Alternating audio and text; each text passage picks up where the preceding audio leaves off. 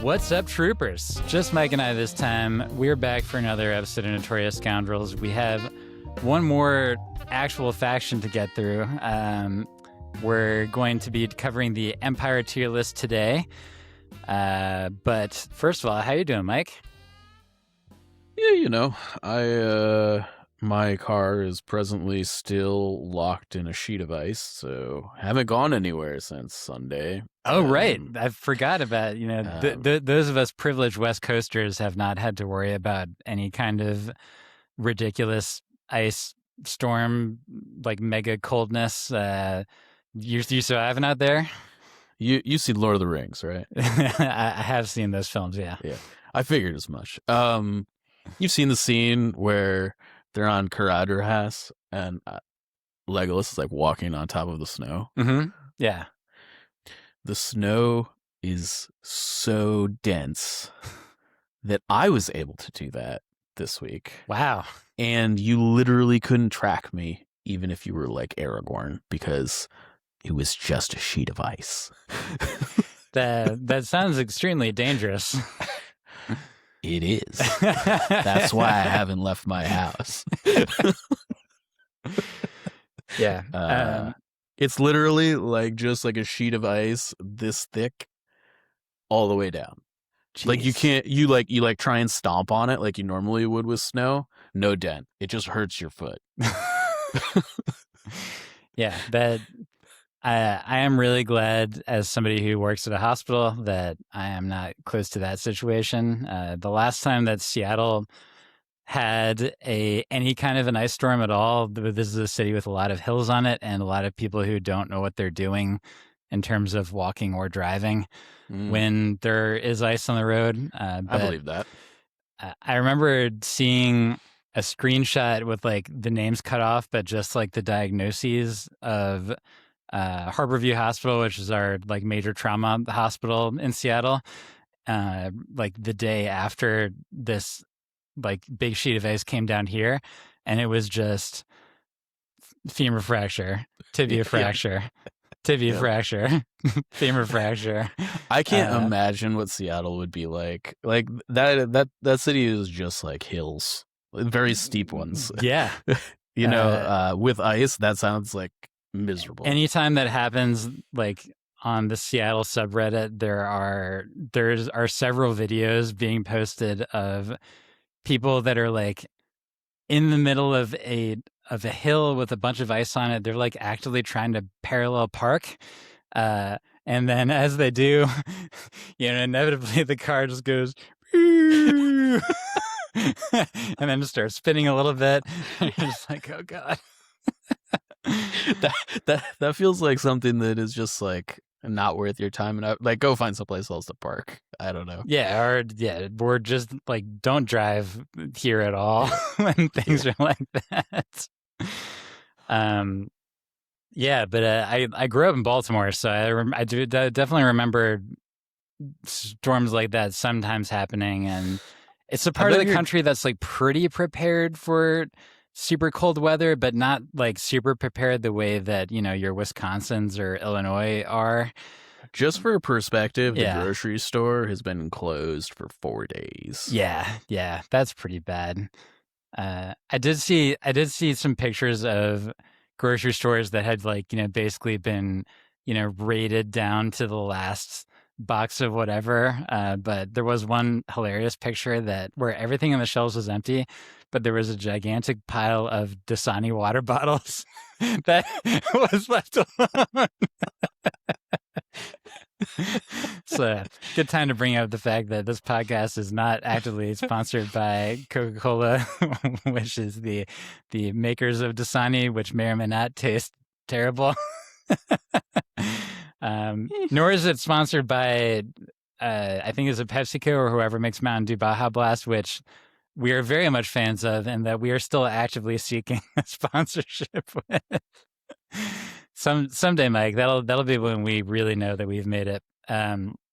Speaking of sponsorships, though, we are actually sponsored by Legion Terrain and by Game Toppers. We very much appreciate their patronage. If you want to know more, check out our YouTube page. And we have some shout outs to make for a new patron. That would be Forrest Tittle, and then recurring patron Sven Klug, who I'm assuming is out of Germany. If not Sven, then I apologize, and I will correct myself. We're probably overdue for a corrections episode, Mike. It'll probably be the next one. I think you mean you're overdue for a corrections episode. We are. Yeah, I mean, listen, I know that you're right. Most of them are me, and then some of them are you, and you failed to admit it, but it's just the way it is. Hey, you just gotta.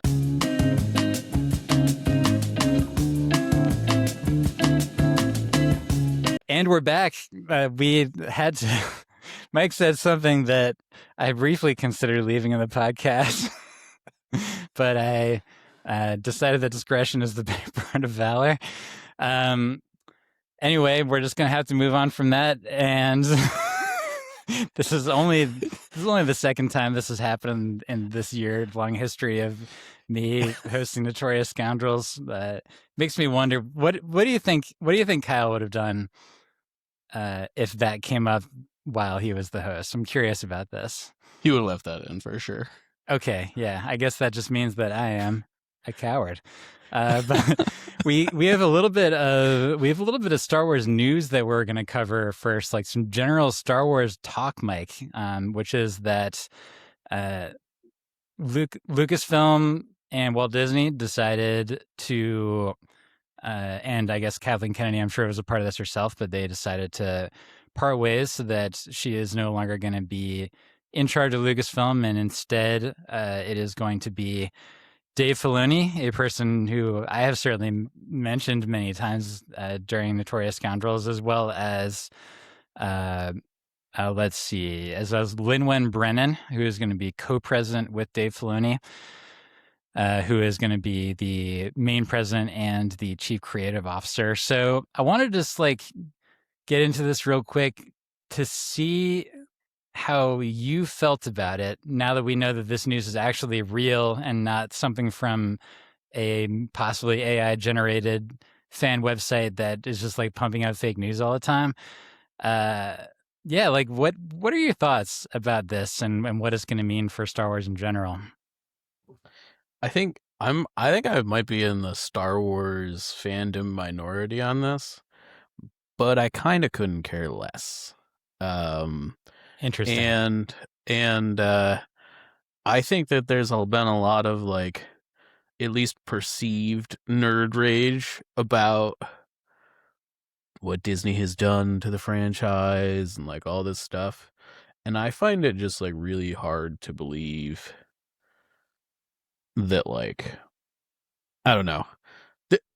You think the internet has inflated, or you think sort of public sentiment has inflated the actual amount of rage that the average fan is really feeling, is what you're saying? Yeah, but I also think, I think people are all this Star Wars stuff has been so bad, it's Kathleen Kennedy's fault, or whoever you want to blame. That is clearly not the case, in my opinion. And I think, regardless of if the, name on the end of that sentence is Kathleen Kennedy or Rian Johnson or whoever you choose to point the finger at the end of the day, the projects they're working on are so big and momentous that by the time they know they're gonna be bad, it's too late.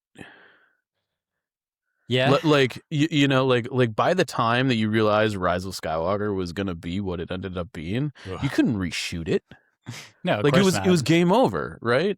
And I feel the same way about their TV shows and stuff. And it's one of those things where I think as a consumer of media that is people are literally pumping millions of dollars into make, once you're $20 million deep and you realize it's bad, the last thing you're going to do is pump more money into it to try and fix it. Yeah. So I think it's just from their perspective, it's like, okay, well, we're gonna salvage what we can and ship it, and we'll make you still have to ship it because you can't make no money off of it, right? All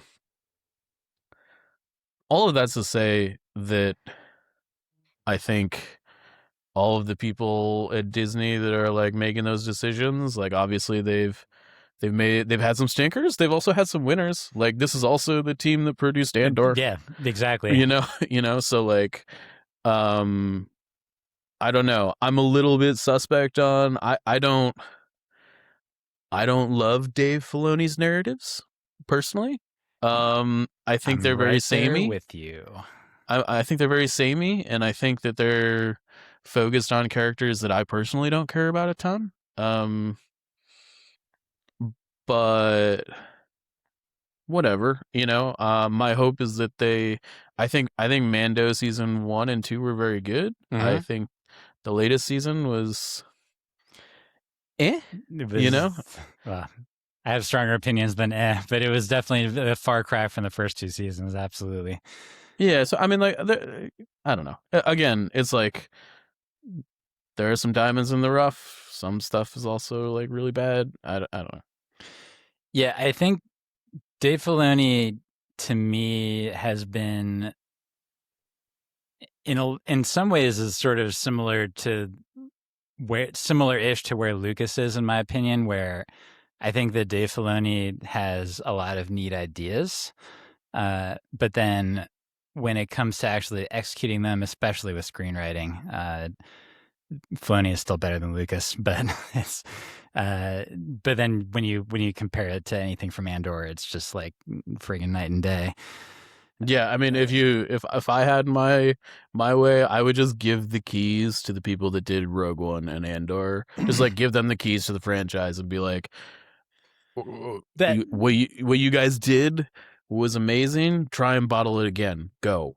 Sure, but I think that the issue there is that Andor, and to a large extent Rogue One, was basically a kind of a passion project by Tony Gilroy, and that he's not somebody that would ever have interest. Like, he directs and writes like regular good awesome movies. So sure. The fact that he decided to, like he wrote Michael Clayton, he wrote a lot of other like really good movies that have, and I think he's like won an Oscar or two. But and I think that that's a really good point. Yeah, I would prefer if they like brought in people that like were very good like that to do one-off stuff. Yeah. I would love to see like a Nolan Star Wars film. I think that could be really cool. He's too full of himself to ever do that.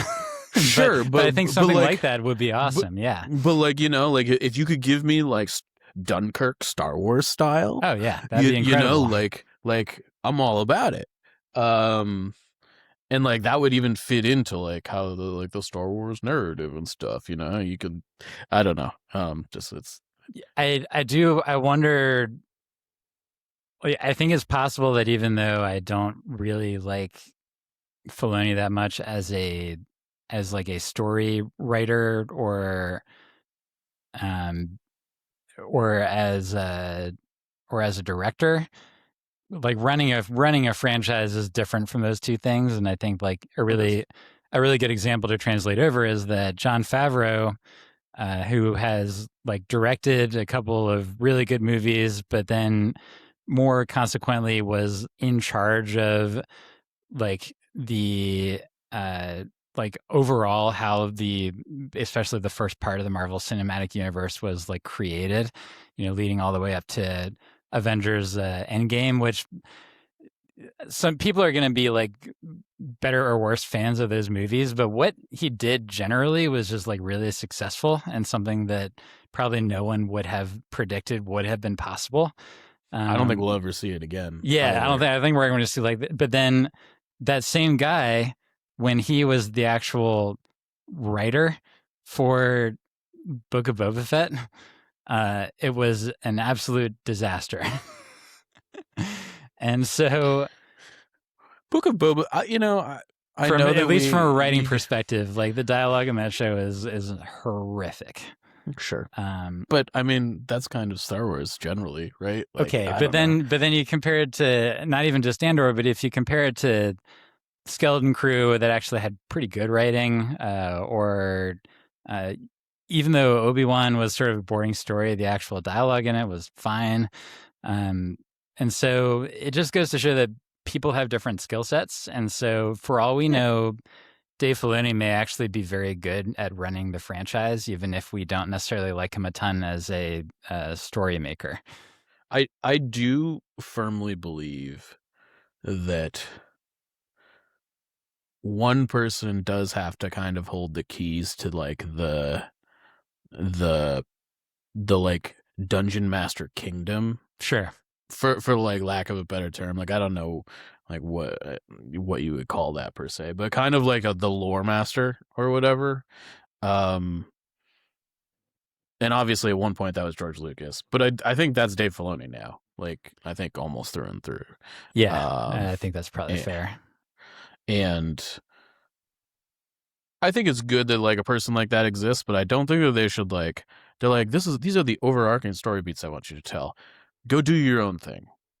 Yeah, I hope he's hands off. I hope, yeah, that he'll like pick projects, but then hopefully be hands off with the story creators. The rumors abound about how hands on Kathleen Kennedy really was. We're never going to know the truth because the internet is terrible. And I mean, maybe someday there'll be like some kind of an oral history on like the Kathleen Kennedy years that will have some veracity to it that's written by somebody, but. Until then, we can only guess. I doubt that's going to happen because it's corporate secrets at the end of the day.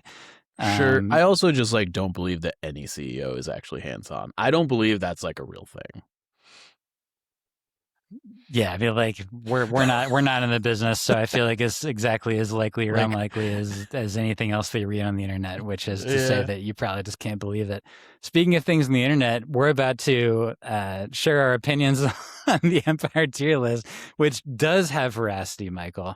You might call us experts in the field. Yeah, I mean, based on Longshanks, clearly, and then as we've been saying, that is the number one resource for expertise. That's what you've been saying. Yeah, fair enough. Okay, just for the corrections episode, it's fine. Yeah. That way, I don't need to correct myself later. So I'm going to go ahead and share my screen. We're still blocking ads. I have paid attention to my mistakes from before. So this time I think that I'm going to be able to actually get through this without having to quickly get a thumbnail list of some unit that I forgot about. But we will see. I wanted to, well, first of all, it's SABCD, and then Riot Control Squad is the bottom tier. We are making judgments about all of these within the context of the faction in question. So again, this is like if you're playing an Empire list, then us ranking these units is compared to other lists in Empire. We're only going to put something in S rank if we think that it actually sort of defines game states, whereas the requirements for Riot Control Squad are much more lenient, as I think we're about to find out. Speaking of which, Mike, I want to just get this out of the way quickly. Let's start with the unit of Riot Control Squad, because I think that I just want to sort of get the potential cognitive dissonance behind us as quickly as possible. Sure. Yeah. I do not think that Riot Control Squad is a bottom tier unit anymore after their massive points cut that they got 7 months ago. But I don't think it's amazing either. Like, I kind of think that this is sort of the C tier unit. It got better with the Kallus upgrade that just came out. Where would you put Riot Control Squad, Mike? I'm going to be a little controversial here, I think. Okay, go ahead. I think it goes in Riot Control Squad still. Okay. I should have done predictions, because I actually, like, now that you said that, I'm like, of course Mike is going to say this. And And as we know, Mike doesn't say things just for the lulz or the controversy or the memes. He I will believes say in all of his opinions. generally when I say stuff, there is at least some truth to it. In this case, I actually believe that. I just don't think they're cutting the mustard still. I've tried to make them work. Mm-hmm. And they're a unit that requires S tier units to be alongside them to even work properly. Those being what? Like Darth Vader. Well, I don't want to give the S tier Don't units give it away. But you need basically ways to give them free actions, which is either like ruthless or new ways to motivate them or whatever. You have to have access to compel, otherwise they're dead in the water. There are like multiple boxes you have to check for riot control to just even do their job still. And the fact that if you and the main issue there is that if you don't check if you miss one of the boxes, they're just terrible. And I still think they're the Imperial core unit that I am the least likely to take. I would take Super Shores over riot control. Utilize their prepared position too. I don't think riot control. I don't think the points cut fixed it. I think I mean, again, nor did Imperial March, is what you're saying also. Yeah, you could make them 20 points, and I guess they'd be in every Imperial list because they'd just be there for activation padding or whatever. Yeah. But I still think a Stormtrooper with a DLT, which is basically the same cost as a 6-man riot, is just like, you should just take that every time. And I don't think it's particularly close. I think that my first opinion, it might have been a little bit along the lines of, okay, something gets an 18-point cut and it gets a pretty good upgrade. It's got to be like that it had to have been improved. Right. But as you were talking, I thought of a recent game I had, which was streamed, but it was like the final Oklahoma Open where I was playing against Reagan. And in that game, they're like on round 1, I had to take these like sort of crappy shots at mostly hidden core units that he had up there if I was going to do anything. And the first unit that he had up there was a riot control squad. And I remember just like the feeling that I had in my head of killing one riot control mini versus killing one snowtrooper mini. Yeah. And I was like, killing the snowtrooper mini feels a lot better than killing one riot control mini. Like the Kallus thing is like, Kallus is good sort of in a vacuum. Like the Kallus upgrade, I mean. It's cute. It's like a cute thing you can do. It theoretically, I think it theoretically would be a good effect in a charging melee unit that felt like it was worth the points. Yeah. And at the end of the day, I think that you're right. And even after the points cut and even with Imperial March, I have played against a few lists that have riot control in them, and I have yet to be concerned about their existence. It's just like, and not only, it's not just that. It's like basically in every situation, you're like, if that unit was a snowtrooper with an ion trooper, I actually might be in trouble. You're right. And it's just like they're basically the same cost. I don't think this unit is good. I don't think you should put it in your list. I want it to be good. I think it's really cool looking. The models are sweet. The models are incredible. I still try to use them, but I unfortunately think that the unit that earned this tier its moniker earned it for a reason. All right. And part of that reason is it got a 20-point cut and it's still there. I concede. I think you're right. So Rag Control Squad, welcome home. And we're going to move on to the next one. So next we have the ATST. This is the regular ATST. We're going to have the special issue version one later. Probably still the most taken Imperial Heavy, but still not taken that much, honestly, right? Outside of Tempest Force and maybe Blizzard. Yeah, I think Dark Troopers are probably giving him a run for his money I'm right heavy now. vehicle, I should have said. Yeah. Yeah, it's definitely the most taken Imperial vehicle for sure. Yeah, I don't know. I think it's like fine. It seems fine. I think for me it's like C tier. I think if it's in Tempest, you're probably looking at like B. I think Tempest brings it up on average. They're still pretty killable. You generally need more than one in order to like really make it stick. Yeah.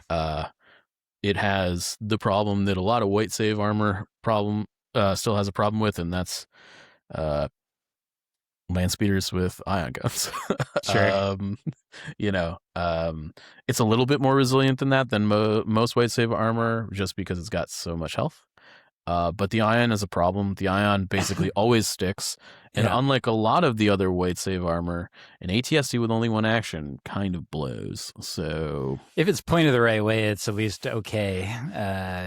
But yeah, I feel like you normally you kind of got to get to like range 2 to make them generally effective. So I don't know. I think I was maybe even thinking D, but I think C, we're gonna have to keep room in lower tiers for other Imperial vehicles. So yeah, I mean, it's definitely playable. I wouldn't even say it's like bad. It's like it's average. Yeah, it's average. It's fine. And I do think that like Tempest brings it up on average because it is pretty effective when you can have a source of direct and there's command cards that like work well with what it does. So okay, cool. Cad Bane, we put Cad Bane in D tier in CIS. I think that he is also, is he even lower in Empire because he's got more competition? 100%. Well, no, it's not that. Right, it's not competition. The issue with Cad Bane in Empire is this is a character that needs independent trigger in order to be playable. Right. And they already have crappy order control.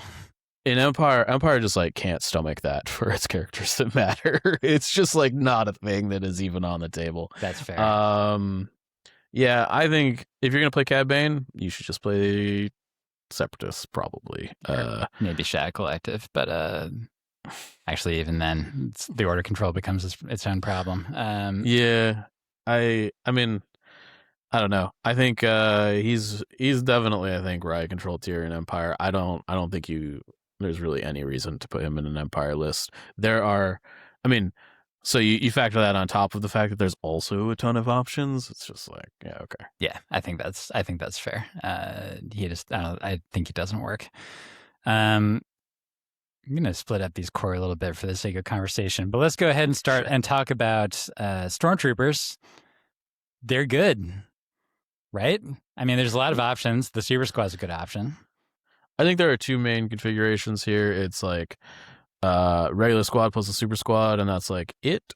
Oh, and then like it's just like a regular squad plus a DLT, I think, are the two options that I think are like the best. There's definitely like other options to run, particularly with the nerf to cumbersome. Like the rocket launcher is actually like something that you might want to think about if like you don't have any impact options. But I still think the DLT is generally kind of just better because it doesn't have cumbersome and also has impact. But yeah. So you're not a Super Squad plus T21 guy? I think it's just so expensive for a unit that's Courage 1. That's fair. I think it's definitely like in the right list, it can be strong, but man, you put a couple suppression on that bad boy, and that's like, assuming you don't have a compel around. Yes, yeah, and especially if it's Commander Vader, then you don't have to worry about any of the suppression unless Vader dies. For sure. I just I don't know. It's still like more than I'm willing to pay for a unit that like. If you have to put it on the opposite side of the board than your compel thing, because sometimes you have to do that in Legion, it just like this unit becomes useless. And then, there's Stormtrooper Battalion to at least mention. I think that the verdict's out in terms of how actually strong that's going to be in the long run. I have been more on the hater side maybe than a lot of people have for that, but it's still like young in its existence. I haven't played against it at all yet. I haven't played against it either. To me, the verdict is still out. But you probably like B tier for Stormtrooper. Yeah, I think it's pretty good. Yeah, I definitely think it's like above average for a core unit, probably. Yeah. All right, we got Boba Fett, the original Imperial operative, now not an Imperial operative. In that list against Reagan, he was annoying. I'll mention, I think I mentioned before that I was like really relieved when I realized that Reagan actually told me this at a time, which was nice of him, that whipcord doesn't work on Grievous because it is trooper only. I was worried about like Grievous is being trapped and killed. But anyway, like whipcord is good, and now you can whipcord with command control array, a upgrade that we are going to mention later, which definitely like ups the combo potential for him. He still feels a little bit too expensive though, right, Mike? I'm in D tier on Boba Fett. I think he's too expensive, and I also think that he just doesn't do the things anymore. He's like Cad Bane without steady now. He does have more damage potential than Cad does by a little bit. It's like by like this much. Yeah, and the one-shot flamethrower is great. Sure. I think that's the best part about Boba Fett. Like, you have to take that upgrade. It is not optional. Beyond that, his command cards kind of don't do anything anymore. And at least in comparison to like other command cards you could be taking, whipcord is fine, but taking a subpar unit to throw a 1-pip on a unit that doesn't do damage is really sus. Yeah. Yeah. I think that he is D. That's probably where I would put him too. He's not like I think he's a better choice than Cad Bane, but there's still a lot. There's still a lot to be desired, and he's probably going to get cheaper. I don't know how many points changes in a row we've been where like Boba Fett's probably going to get cheaper, right? Boba Fett's probably going to get cheaper, right? And it keeps not happening. But maybe next time. All right, Pike Syndicate. I maybe saw this once when Izzy ran a list with them, and that was like 4 years ago in Empire. It is technically like, I think that a Pike Syndicate with a capo and the heavy is technically the best sort of modless range 3 attack that you can put together for a core unit in Empire. In terms of like your amount of expected hits. But that's still like an 84 point unit, right? Sorry, assuming you're not doing a super squad. Sure. Is that I think that that's like more than what a short trooper with a heavy is expected to put out, because of just like the 7 black 1 red with a surf token. I think is better than the short shot. I'm not positive about that, but anyway, I've never seen it in 2.6, and there's probably a reason for that, which is that it's just like it's more expensive than you need it to be. I don't know. Do you think there's a secret sauce with Pikes and Empire, Mike? I don't think there's a secret sauce. I've played Pikes and Empires in 2.6. Okay. I don't think they're great. They definitely make Riot Control Squad look bad though. Like, I think they're probably D tier in Empire, but I would like to say that I think that's probably fair. I do think that this is if you're gonna play Pikes in a not Shadow Collective list, I think this is the most likely place you're gonna put them. Yeah. I think that's fair. The one thing you can say about them is that they would be a core unit that doesn't rely on either Compel or Commander Vader in order to be able to do stuff more often. Yes. If you're putting the capo upgrade in them, which is pretty much a requirement anyway, to not be panicking off the board. But And so they are a truly independent unit in that way, that they're Courage 2, they have a good range 3 attack, and that they can be off where the commander is not without hamstringing you. So there's potentially something to that. It's like maybe decent, but probably not amazing. All right, next we got Bosk, the other original bounty hunter guy. Bosk is also somebody that we've talked on this podcast a few times about command control array with merciless munitions, as something I still haven't tried, but that I do want to try. And unlike Boba Fett, he doesn't need to like put himself in a fairly risky position in order to like score a bounty. He can just like kind of sit back and shoot guys with suppressive. So I think that he's actually the best bounty hunter that Empire has. No. That's definitely not true. Oh, maybe one of the IGs is going to come up, or I guess we could count Kallus. But wow, you have it. Oh, sorry, I forgot about the guy who's also in Rebels. Yeah, never mind. Forget what everything I just said. Just for the corrections page, yeah, don't worry. We'll correct that about halfway through this. But I think he's still pretty good. I feel the same way I do about him in CIS. I think we put him in C tier in CIS. Yeah, I think he's still C tier here. I think the command and control uplink with merciless munitions is at this juncture more cute than proven. It's really good against Republic lists. Yes, but unfortunately, I think when the like top meta dog is a bunch of things that don't care about poison tokens. Yeah, that card is kind of not good. Like, oh no, my B1's got hit by merciless munitions. Anyway, oh no. Yeah, good against Sunfac, I guess. Yeah. My B1s and my stack and my aqua droids get hit by merciless munitions. Great.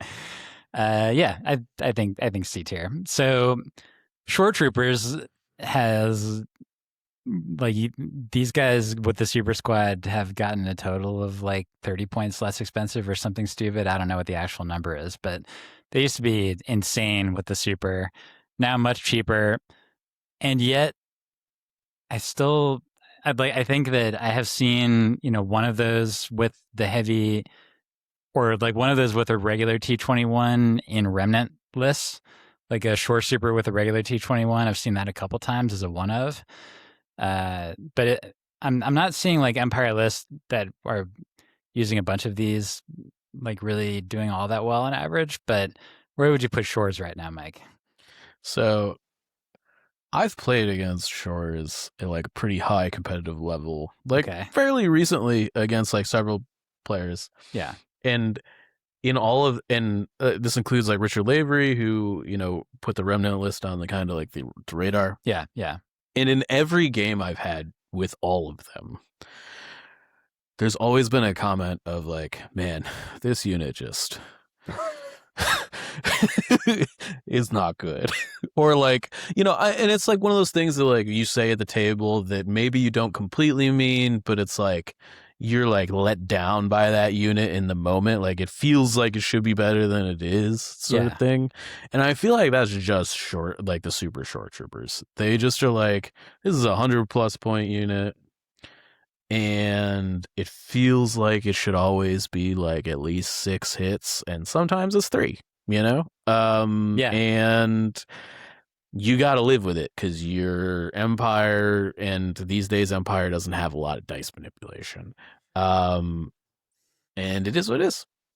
And yeah, I think they're D. I think that they are the second worst Imperial Core unit. I agree they're the second worst Imperial Core unit. And yeah, the points cuts. I think the points cuts took them out of riot control territory. As far as the Super Squad, and like, but they were definitely unplayable before they got the. Totally. If Remnant probably still is the best use case for them generally. Yeah. And if the best use case for them is a place where you can kind of further cheapen them by putting a Stormtrooper T-21 in them in order to make their cost like even lower than it typically would be with the T-21B, which is still very expensive. Yeah. Either of those things are super duper important in order to give you critical 1. A T-21 gives you critical 2, which is even better for like a big dice pool like that. Given the fact that these guys don't surge, and like, if you think droids have bad access to surge tokens right now, let me tell you about the Empire, where they basically do not exist. And yeah, like I have just seen so many big dice pools where it's like hit, crit, surge, blank, blank, blank, blank, blank, blank. And you're just like, that doesn't feel like it's worth more than 100 points, does it? Yeah, and it's just, I think the issue is that Empire, more than any other faction, yeah, maybe Rebels is in this camp too, but their dice pools are just so much bigger on average, it matters less. that's true. That Empire pools are just like, I roll 6 to 8 dice and I get what I get, and I have to live with it. Which is not to say that that's a bad thing, but like, these guys just, I don't think they cut the mustard, really. I agree. I also think I think marksmen also have this problem. I think this is a problem with all the prepared positions units, honestly. I think the speed 1 thing is just like a problem. It's like really bad. And it's super limiting. I mean, I don't know. Maybe they're like too far up to be speed 2. I don't know. They used to be speed 2. Maybe this is just like a differentiating them thing now. But I wish that. I think that if these guys were speed 2, it would boost them a category basically instantly. You could put Imperial March in the mic for all those terms you're double moving with short troopers. Anywho, I think D-tier is the right place for them. So Dark Troopers, I have a prediction that I'm going to make quietly right now. Once we'll see where things end up once we get to the end of this. But I think that because of the pass token aspect of them alone, like in combination with a unit that is capable of putting out a lot of dice and their heavies all got cheaper, I actually think Dark Troopers are an S tier unit right now. Mike, what do you think about that? I thought about this a lot before we had this this podcast. I think they're A. Okay. I think and purely because I think the pass mechanic is very strong. I actually think as a unit they're still kind of not good. Like I've tried playing Dark Troopers in like normal Empire lists, and they just get like shot to pieces. Armor 3 is like just not enough to keep them alive. And for a unit that is like baseline, like what, it's like 150-ish, 140-ish for the, because like you're pretty much like baseline taking the unit plus the assault cannon, right? Which is like 144 off the rip, right? And we're talking like tank prices like that don't degrade, that are also super slow. Yeah. I think Dark Troopers like kind of also have to take Gideon. That's like an 80-point tax on top of like a 150-point unit baseline. Yeah. I think that, like, they're good. But purely because of the pass token thing. And honestly, I know that it's not the case right now, but if I was a dev on this game, I would change that immediately, because I think it's like not a good play experience. I think it's not a good play experience. I totally agree with you, and it feels kind of warping. And yet it's like the thing that is keeping, like, Would you say that's the biggest single reason that the Remnant list is good? Is because of that pass mechanic. Like there's that obviously has a lot of good things going for it. So it's not as if the majority is because of one reason, but I do feel like a huge part of it is the fact that you can have 2 or maybe even 3 of these like phantom pass tokens that allow you to get around the usual order of things as far as like deploying before your opponent, in a list that has a lower number of activations. Yeah, I think yes, I think that is a warping thing. I also think like just like if you took that away, you could like cost them actually appropriately. Like Yeah, you can make them cheaper if you take that is away. a cost that is actually like fair. Yeah. Because like I think 144 is like way too much for what this unit does on the table. But it's like you're paying 30 points for like a pass token in most matchups. And I don't know, it's silly.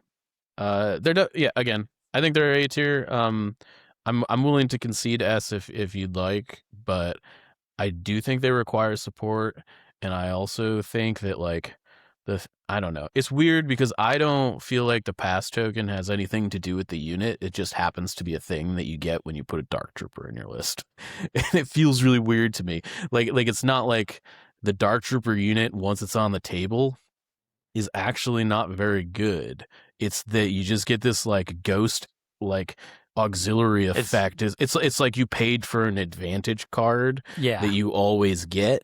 You know, I don't know. You know what I mean? Yeah, it's more about the unstoppable keyword than it is the Dark Troopers. Because if there was like literally almost any other unit in the game that had unstoppable as a keyword, even if you tacked on an extra 20, 30 points or whatever, that unit would all of a sudden become like really, really good from this pass token mechanic thing. And you know, it's very good with standby tokens that come from command cards, such as the Gideon. What is it, like the 3-pip, or also with the Krennic 2-pip. So that's nice because you can't shoot it off. You can like if they're in the thick of it, it will often mean that they can actually get a free attack out of a standby token, which usually doesn't happen with trooper units anyway. Yeah. So yeah, like I think that's reasonable. You do need to build a list around it, and so from that perspective, I could definitely see putting it at A. It is cool that the Myrtleizer feels like it's an upgrade worth considering now. Now that it's only 30 points, because like it is pretty solid unit in melee, especially when it has the Myrtleizer. It's a 125 point unit that throws 4 black dice. No. I'm talking about with Myrtleizer and a Saw Cannon. It's like using the Myrtleizer instead of the frag launcher, which is 10 more points. Like I think it's a decent thing to try. Yeah, I agree that it's like fun. Could be a fun thing to try, but I have yet to see a competitive list take anything but the assault cannon.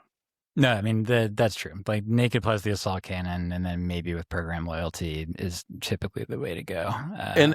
And I just want to emphasize that because I think the reason that you see that is because if you just take the 95 point unit, it's actually just like garbage. It's actually super terrible.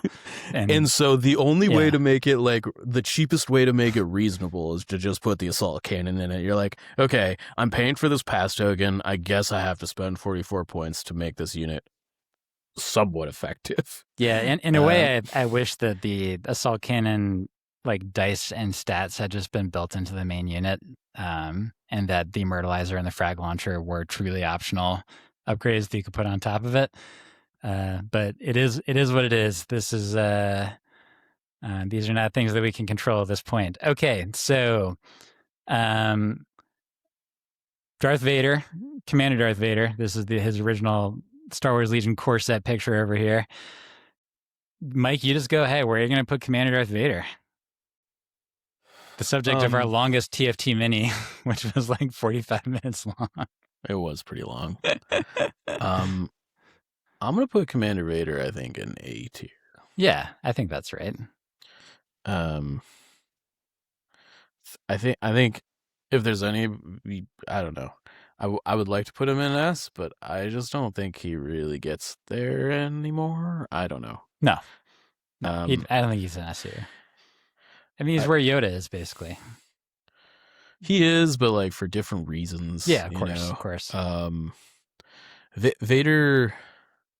Even though Vader feels somewhat essential for non-remnant Empire lists a lot of the time. Yeah, I think not to like. I feel like I've been like harping on like how things used to be for a little bit now, but like I do think that this is a unit that is like suffered quite a bit from like the nerfs to like standby tokens and stuff like that. Like the fact that he doesn't combo with deploy the garrison and stuff is like a significant downgrade. For sure. The fact that you can't take like a standby token on his activation when like the turn after you burst of speed to like still kill something is like just way worse. Oh yeah, that hurt Vader maybe more than anybody. Like Yoda and Vader both got hurt by that change big time. yeah, and so I just I don't know. He's kind of a beat stick. His dice are a little bit fickle. I don't think you can really reliably play his Darkness Descents for Infiltrate anymore because you need the surge tokens on him. And by the same token, it takes away, in my opinion, it takes away any other round one command card plays that you would want to do, because if you're paying that much for Vader, then you really want to put surge tokens on him, which means that you're doing the like I guess you could do a turn 2 Darkness Descends, but even then that feels kind of risky to me. Yeah, he's also an Imperial commander that like doesn't give out orders really. Like I think it's just Master of Evil that I guess New Ways. Yeah, it's New Ways and Master of Evil, but functionally New Ways he's going to give one of those orders to himself, and then if you're doing dewback fun, then you're like using HQs for the other one. So even that, it's just like one other unit. And I feel like functional Empire lists kind of have to be in the functional non Battle Force Empire lists. Still have to like kind of be in the activation count battle. Like you can't afford to like be at 10 and like be like, yeah, I have one order on Vader and I have 9 things in my bag. It's like, no, I have an order on Vader. I have 13 things in my bag. You know? So yeah, with that is a subject that's going to come up a little bit later. I think right now I would actually put him at the top of A tier. I think that he stands out a little bit more than Dark Troopers do. A big part of that is just like because his null courage value and compel are a super helpful combination for Empire. It's too bad that Empire feels like it's kind of reliant on those things because of the nature of their trooper units, especially. But is what it is. All right, so we got Death Troopers. I always mix those up in my brain. Also, weirdly, probably best in Remnant lists, just like generally. Because then, same with short troopers, you can put a cheap heavy weapon on them that gives them, just like with them, it's having more dice rather than having a critical gun that helps them so much for much cheaper than their regular heavy is. I feel like even though they keep getting points cuts, they're still like C tier. I think they're D tier or D. I mean. I think it's good to have a conversation about it though. This is a 94 point unit that throws 7 dice, like in optimal scenarios. And when it has aims, they're very reliable, but you do have to have setup in order to do that. You do. They can be okay. It's for like what you're paying for. I think it's just like. It's rough. The suppressive aspect of their gun is nice. Sure. The fact that you have to like recover it is, I don't think has stood the test of time super well in the new edition. Like, what if they just gave cycle to this thing? Yeah, like I think I guess the Rebels don't have a reconfigure.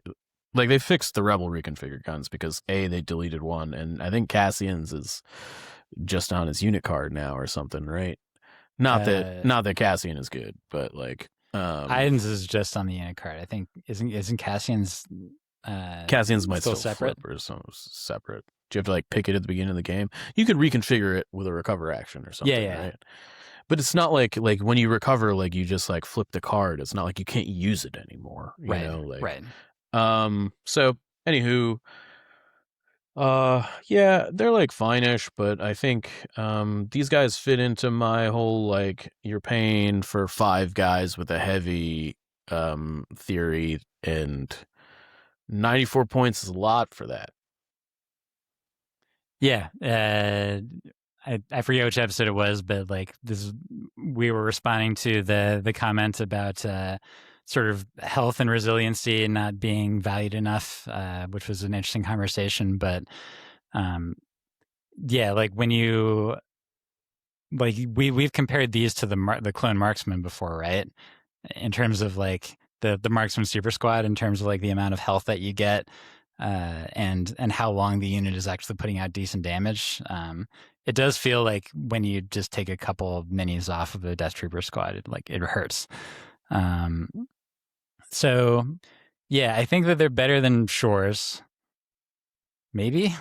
It's funny because like all these are like they're pretty good in Remnant, or they're decent in Remnant, and then they seem not decent in non-Remnant lists. So yeah, it turns out when you can take cheaper heavies, yeah, this is super important. Go figure. Maybe are actually closer to what your heavy should cost. Yeah. They become a little bit more playable, you know. Yeah. I like the fact that they don't need aim tokens in order to do that range 4 shot, at least in round 1. So I'm going to put them ahead of Shores for right now, and their speed too. Okay. Well, here we are, Mike. Fifth Brother. I think that Fifth Brother is a unit that is hilarious to me. Just because of what he is, which is to say that he is a melee unit that does not have charge until you shoot him, and thus creates a situation where you are extremely motivated to just let him do his thing, because when you let him do his thing, he actually doesn't do all that much. Fifth Brother is...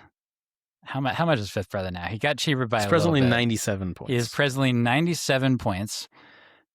It was a few months ago that you made the statement that I had never thought about, but I think is like just an excellent way to explain this whole situation, that if current version of Kallus also cost the same as Fifth Brother, you would take Kallus every time. And I feel like that sort of tells you everything you need to know about Fifth Brother, who is still 97 points. I want to put him at the very bottom of Riot Control Squad. Do you disagree, Michael? This might be the worst unit in the game. I think this is the worst unit in the game. I think... And I'm not sure if it's close, by the way. I don't know. I want to say that like it's close for me between him and R2. Oh yeah, R2 is pretty darn bad. But they are both units that I think are so bad that I would never, ever consider putting them in my army, and I would never encourage someone who is like trying to have fun with the game to even try. He is not fun. It's just like not having charge. And we've talked before about how not having charge in your Jedi is extremely not fun. And guess what? He doesn't have charge. He never has charge, right? Like he just doesn't ever have it. Yeah, not if their opponent is sort of following the best course of action. And then he has like the permanent thing where there's some like bilateral token generation between him and Seventh Sister that someday might be relevant if both of them got significantly cheaper, or maybe new unit cards. And then he's got one other one where he gains Dauntless,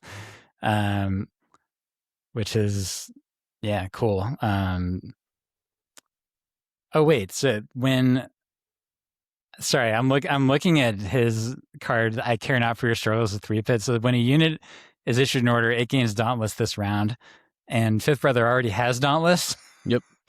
Double Dauntless. This is like giving Dauntless to 2 other guys. Oh boy. Fifth Brother.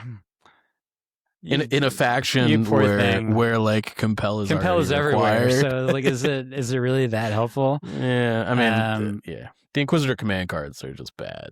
All right, let's just stop talking about the worst unit in the game. Okay. We'll see where his sibling ends up landing. The heavy response unit is the next one we're going to talk about. This is the Blizzard Force only double heavy Stormtrooper unit. I am using the original card art, which is hilarious because it has no heavy weapons on the card art. Nice. And they're also coming out of a LAT, which is not a vehicle that you're allowed to take in Blizzard Force. So it is extra funny from multiple accounts. It's cool art. Don't get me wrong there. Just not the ideal one for this unit.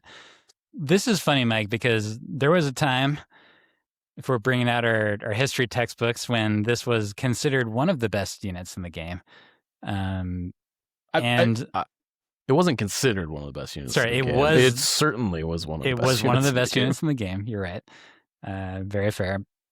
And now, the last few Blizzard Force lists that I've made, including the ones that have a unit that we're going to talk about in a couple here, have actually not had a heavy response unit in it at all, because I would rather just have snowtroopers with ion guns in it instead. So I'm in kind of a weird place with this. I think that it's still fine. I don't like the fact that 3 wounds takes a heavy away. And that it doesn't have, it is not achieving the same sort of like synergy and just like utility that an ion snowtrooper will, especially with Imperial March. It's not that expensive, which is nice. I think you're like in the 75, 80 point range with 2 heavies on it. Yeah. But it is expensive in contrast to the other options you can put in the slot, which I do think is important. Okay. It is like 20 points more expensive than the baseline snowtrooper with heavy. God, is it really? Yeah, it's 78 versus 60, right? Like snowtrooper plus an ion gun is actually very cheap, right? Yeah, so Snowtrooper Giant is 66 versus 78. So it's 12, right? Yeah, that's a pretty decent amount. But like Stormtrooper with a DLT is 62. Yeah. Right? We're getting to the like 20 point difference range, which when you're taking multiple of them, 20 points per unit is like a lot. Yeah. I mean, you can only take 2.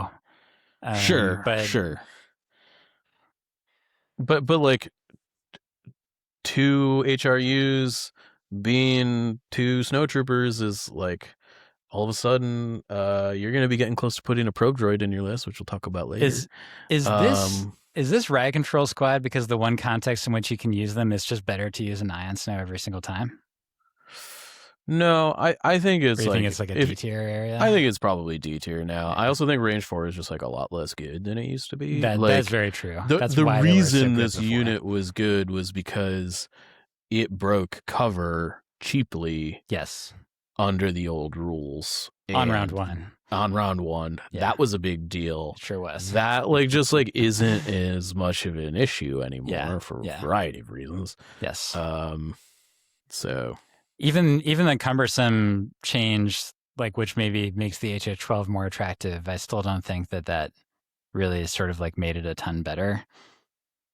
Well, and I think if you're looking for like a range 4 option, a Stormtrooper DLT brings most of what an HRU is already bringing. Yeah. And is consistent for what you're paying for. Yeah. I guess new cover hurt HRU a lot.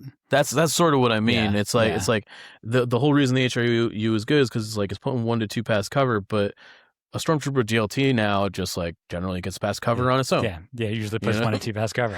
Yeah. Yeah. It's like, okay, fine. Makes sense. So yeah, I think I'm just gonna put it in the same place in D tier where we're shoving all of the other Imperial troopers of various kinds. I think it might end up being a fairly popular slot. Dewbacks. What do you think of Dewbacks, Mike? I think Dewbacks are A tier. Yeah, I think so. Yeah. I would like to just say that they're an A tier with an Empire. I don't really like this unit, but I think it is one of the only action efficient units that exists in Empire, and it really gets a gold star for that. Yeah. Relentless is a big deal. It's like I'm trying to think of the like action efficient units in Empire other than like Vader, who's like super expensive, and I am not finding one. I mean, technically Cad Bane is action efficient, but it's to have a not really great dice pool. I think that this is where Empire generally suffers, is that like it just like has a really hard time like eking out units that like do things for free. And the dewback just does that, and it's pretty fast, and it combos well with other things that are good in the faction. There is one more, which is Din Djarin, who's not really an Empire. Sure, he's also. We'll get to him. Yeah. Right? Like, but I think it's the only repeatable efficient effect you can take in Empire. And I say that because like, I think other factions have a lot of free stuff. We look at Sleeper Cell, we look at, arcs, we look at I mean, Separatists have a lot of things in droids. Like everything's free in droids. Yeah. So like yeah, I don't know. Yeah, and the Flamer caught a sort of a weird stray, in my opinion, where it got more expensive in the last points update. It was obviously good, but I think that often people are just taking the RT-97 instead. And because like a space melee attack is pretty good. I think if this thing wasn't, generally speaking, panicable, it would probably be S tier in the faction. Frankly, like this would be an S tier unit if it was a vehicle. Or like if it had the vehicle keyword or whatever. It doesn't, so I think unfortunately that's like a big weakness to this unit. Because often like it doesn't get to sit next to Vader when it's got to be doing like the I'm off on my own thing. I mean, that's part of its job, right? Like, yeah, for sure.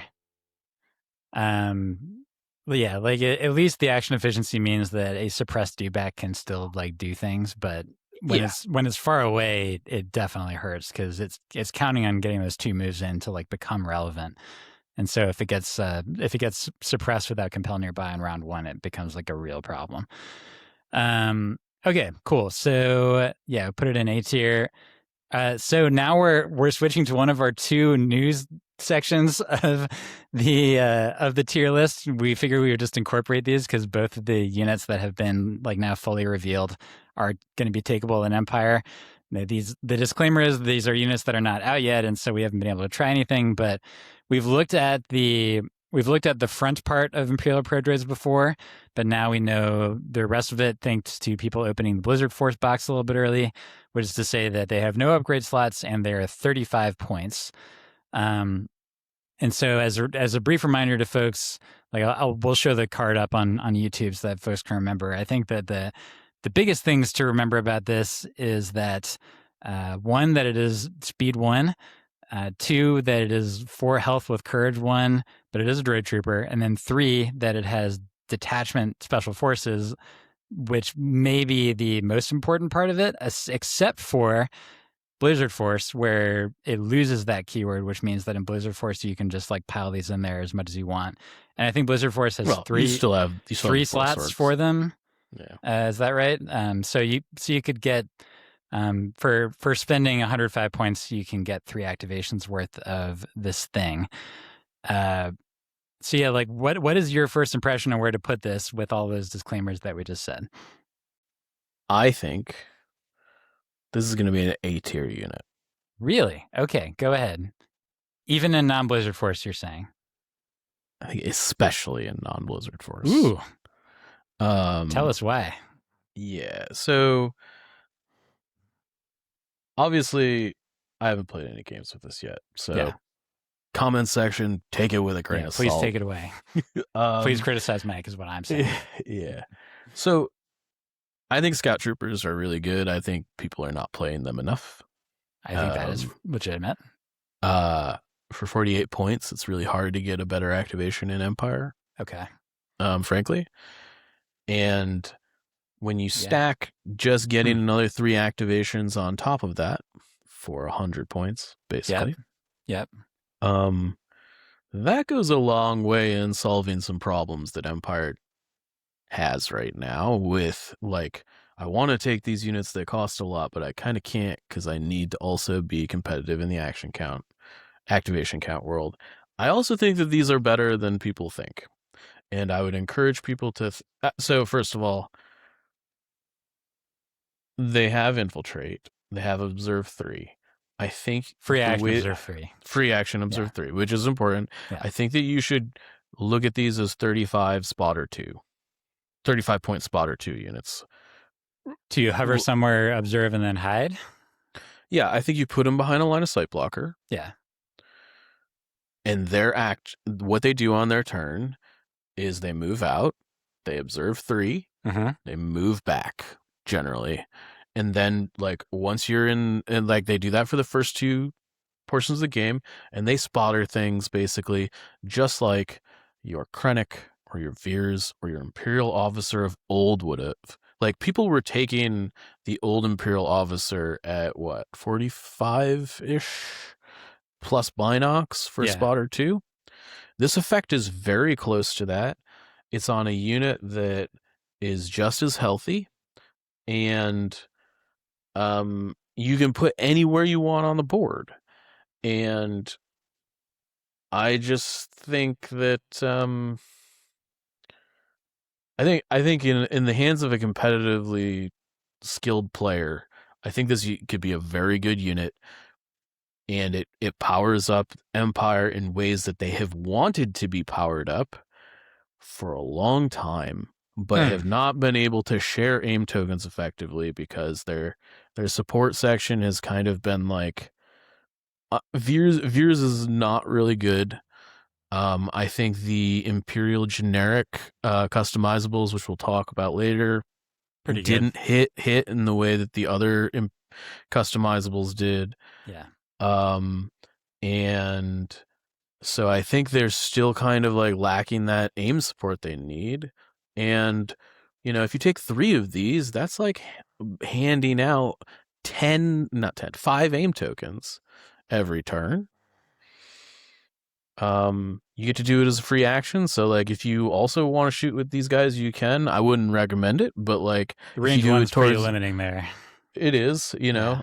But like once you're scoring POIs and stuff, like you can easily like shoot with them, observe something, move into melee with something that can't kill them, right? And they have disengage, so they can just keep doing it. Yeah, exactly. Right? So like I think these things could be very annoying. They have self-destruct as like a little bonus thing. I do think self-destruct is generally pretty bad, but I gotta say, self-destruct 3 on a 35-point unit, this unit could trade up pretty significantly if you're able to actually hit that. The self-destruct also, it adds to the weird perverse, like the perverse incentive to not shoot at them even if you have the opportunity to. Yeah. Because like at a certain point, there's multiple reasons to not shoot at them, which is to say, A, it's only a 35-point unit that wasn't going to hurt you anyway. B, if you do 1 or 2 damage to it, then you have literally achieved nothing. Like in terms of changing the game state, you're not taking attack dice away, and like you're getting it closer to being dead, I guess. But you don't want to be spending like 2 activations to kill 1 probe droid. It just feels like a bad trade. And then if you do happen to get 3 damage on it, then you're like, oopsie, town, about now you're going to get self-destructed on. And so it would probably be attractive enough to shoot at from far away. But like once the real fight starts, it's like kind of decently likely that they're just going to be there and get ignored, because your opponent is going to have more important things to actually do with their attack dice. And like once you're like scoring POIs and stuff, like if a probe droid blows up on 3 units, like you're likely to do like 3 damage. Yeah. Like it's like 2 to 3, right? Which for a 35-point unit that's just like hanging around, you've basically traded. Yeah. Like that's like worst case is like you traded. Yeah. So I don't know. I don't know. These things could be garbage. I don't know, but I think that I think in let me take an even farther step back. I think in most people's Legion games, these things are gonna feel terrible. I think if you're not really careful with these things, you're gonna feel like you never brought them at all. Um, but I I think in the right hands, these could be really good. Okay, I think that's fair. I want to temper this. I want to put this in B tier just because even if they're serving their function, they're not like changing that much about the game state. I could see them being very effective. Sure. But like, I don't know. And like, so here's the other thing, Mike, is that so 3 naked scouts and 3 naked pro droids is 249 points. Yep. That is 6 activations. And Yep. so it's an interesting thing to like consider where I'm actually so if you do Vader with burst, push, choke, and then you would have to do like vigilance in order to get it even close.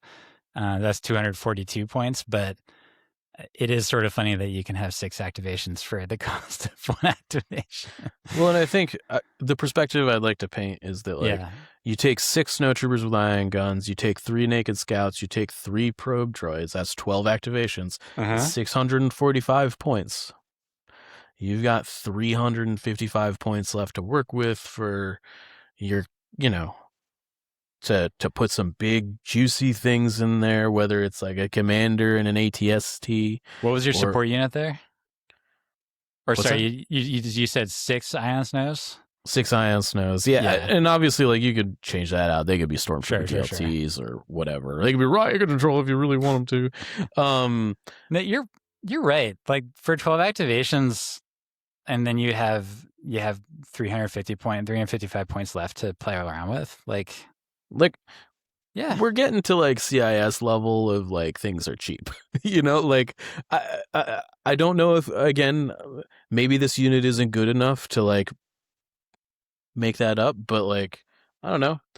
35 points, we're in B1 territory, right? Yeah. We're in like just existing is kind of good enough territory. So a unit that just exists and also does stuff for you, which is possibly pretty playable, Yeah, what? You convinced me. I'm going to put it in the bottom of A tier, right behind Dewbacks. That just from an activation padding perspective, and that for the first time you could have like 12x, like you just mentioned, where you're not looking at any of them and you're like, ugh, really putting this in for padding, and then otherwise I'm not going to achieve anything. That's nice. I also would say that not if, but when Imperial Special Forces get the points reductions that they desperately need, they're also going to get a lot better. Like we're painting this in the context of you dropping them with 3 scout troopers, which is good, right. but honestly, like when your Imperial probe droids are like jacking up the pools on your like range troopers and your like death troopers that actually cost what they should, they're gonna feel a lot better. Yeah, for sure. And then like someday ISF will get better. Well, we're gonna have that conversation. So ISF, like all of a sudden you have 6 units that are infiltrating. Oh yeah, that's actually really nice. You wouldn't have like the order control situation wouldn't be amazing, but it would still be 6 infiltrating units. So that is something. Doubling the amount of infiltrating units in the infiltrate list is like infiltrate is a pretty good keyword. Yeah.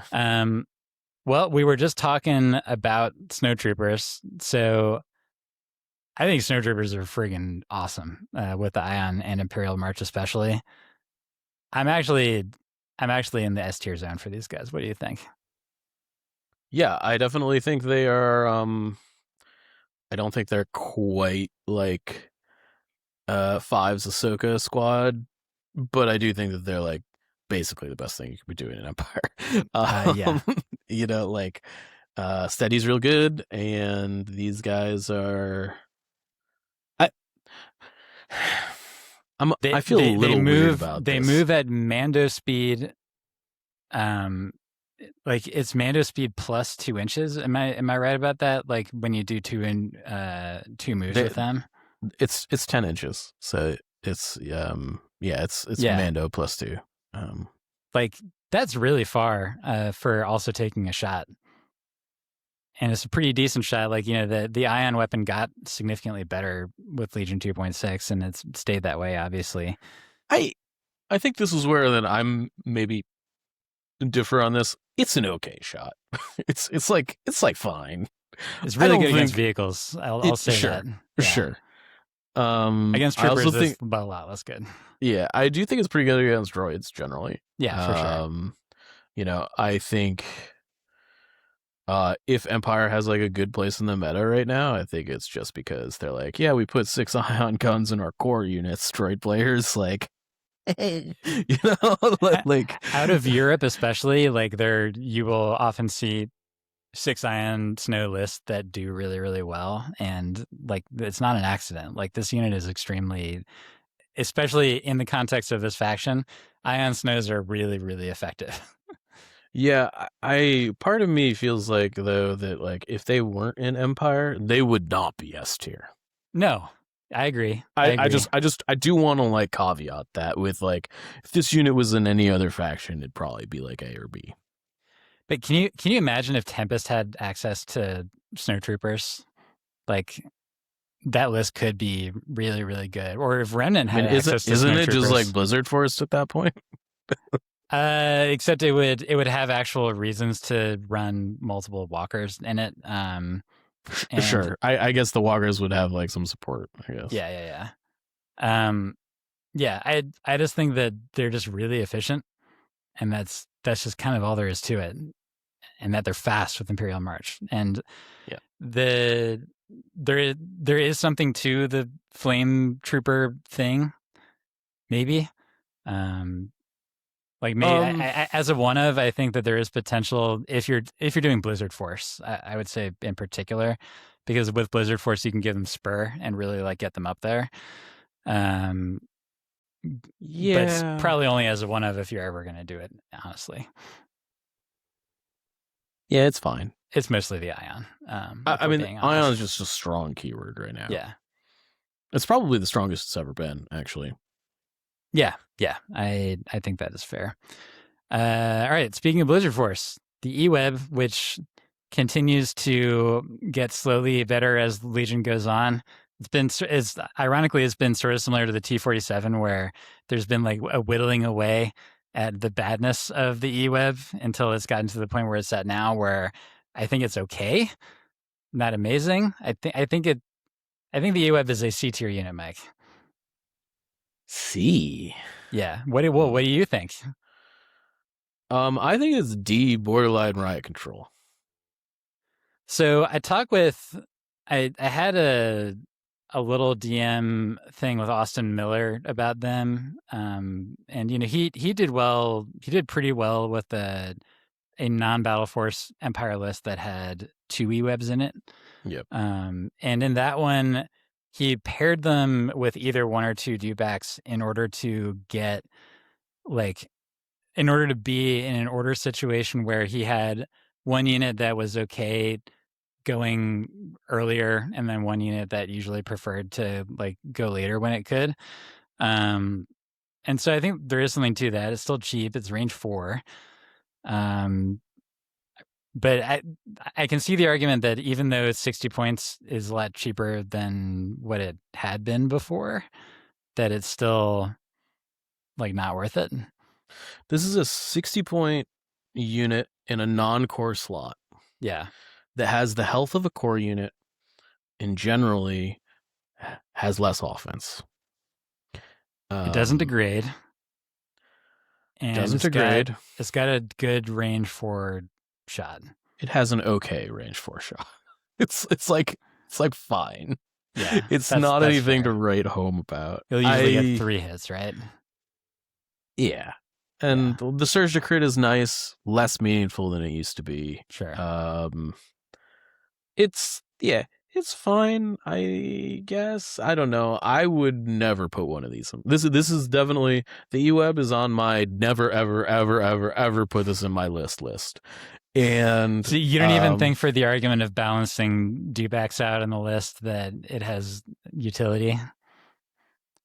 Austin Miller, highly ranked. I know. And did you talk to him before or after we played? I think it was before.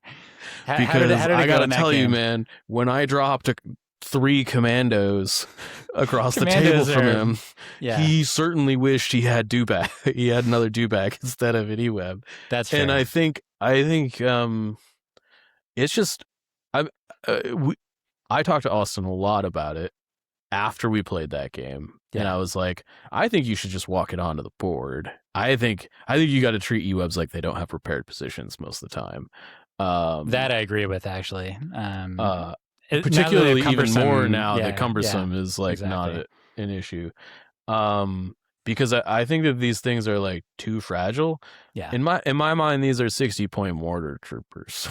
And I just as someone who plays a lot of range 4 Pierce, I see an E-Web on the other side of the table and I start rubbing my hands together because I know I'm going to kill something round 1. Unless my opponent puts it in a place that is just like, it doesn't do anything for the first 3 turns of the game. It's like either this unit doesn't do anything for the first 3 turns of the game, or I get to kill it for free.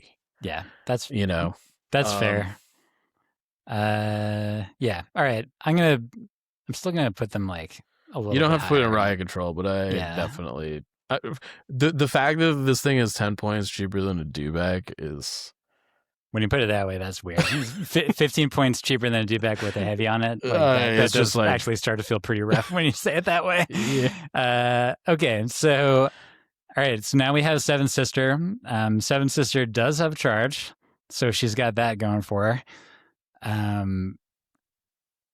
So here's a question, Mike. If Kallus was the same cost as Seventh Sister, which is to say 102. Which one of those would you take first if you were literally forced to choose between the 2 of them? It is at the point where she is technically more durable than him because of immune pierce and block. Not by a ton. I'd probably take Seventh Sister. Yeah. Okay. So like we're definitely talking about significantly better than Fifth Brother. Right? Yeah. But still not very good. She's about as good as the non-Guardian Jedi, I think. We did put in the riot control squad here. I think she is. Okay. I think she is. There's no reason to put her in your list. Her command cards don't do anything. The only interesting thing she does is interrogate, which tough to turn on. Yeah. And tough to keep her alive once she's in there. She's a 100-point unit that has charge that throws 5 black dice with Pierce. 1. Like, she's a melee Cad Bane. I don't know. I'm going to put her right ahead of Cad Bane. Sure. I think that's a fine place to put her. They just, Fifth Brother, I think, might need some more help, but there is a point at which if Seventh Sister becomes cheap enough that she becomes takeable. I mean, I think that these units were in this. I'm gonna hit our drum here real quick. Okay, yeah, do it. But these units, specifically the Inquisitors, were way more takeable in a world where Force Push was 10 points. Okay. And you can be like, oh, I could put this on a cheap body and have it not feel bad. Now that it's 40, it's like these units don't have a place in the game because that was the only reason to take them before, and now it's just gone. Yep. they weren't particularly good at it, but they got a free recover out of their cards, and then you could like also give them a free recover with Veers. Yeah. And like you could like pretend they had Master of the Force like a couple turns. They still didn't kill anything like ever. But like, I think these units, perhaps more than any other like Force user in the game, I think illustrate why like you like if you want to price Force push in or any Force upgrade like it's being used by like a Master of the Force 2 person, like you just never take it on a regular guy because it's so stupidly insanely costed that I don't know. I think that's fair enough. Yeah. Someday, I think maybe one of the Inquisitors get out of Rag Control Squad territory. All right. Somebody, a unit that you've already sung the praises of is the regular Scout Trooper. Yep. That they're cheap. They throw a lot of dice. They're sort of annoying to actually deal with for being something that's less than 50 points with low profile. Where would you put them? A borderline S. I think they just don't make the cut. Okay. I think every Empire list, maybe more than any other unit in Empire, every Empire list should just like have at least 2, if not 3 of these. And it's all because they're efficient.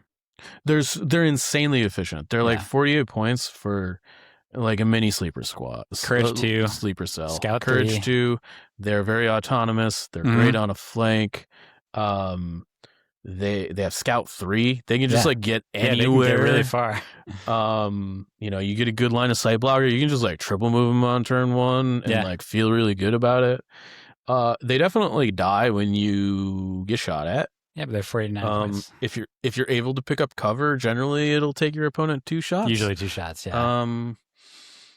But 48 points. They've got sharpshooter. They're 22 points cheaper than Arcs and throw the same amount of dice. So I will say the funny thing about regular Scout Troopers is that their best heavy weapon is the T-21 rifle and Remnant.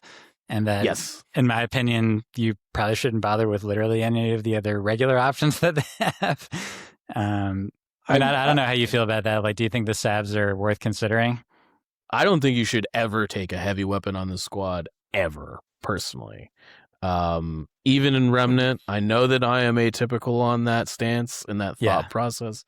I think this unit's value is in its efficiency and that it is a unit that punches way above its weight class for its points. And I think once you're in the like I'm paying for a heavy weapon zone, that you have done this unit dirty. I agree with that for sure. So yeah, I don't think you should put any heavy weapon on it. If you're gonna do it in Remnant and put the T-21 on it, the critical is good. I have seen some people play the Sonic Charge Saboteur on it. It doesn't feel worth 25 points or whatever, or 23 points. It's cute. How much it is. Yeah. It's cute. You got to get to range points. 1, which is tough. That's tough. But it's worth noting that it is like the cheapest way to just put an extra body in the squad. Yeah. And like, again, you're at arc shots without aim tokens, obviously. But honestly, now that Imperial Probe Droids are out, you might have the aim tokens that the Arcs would have.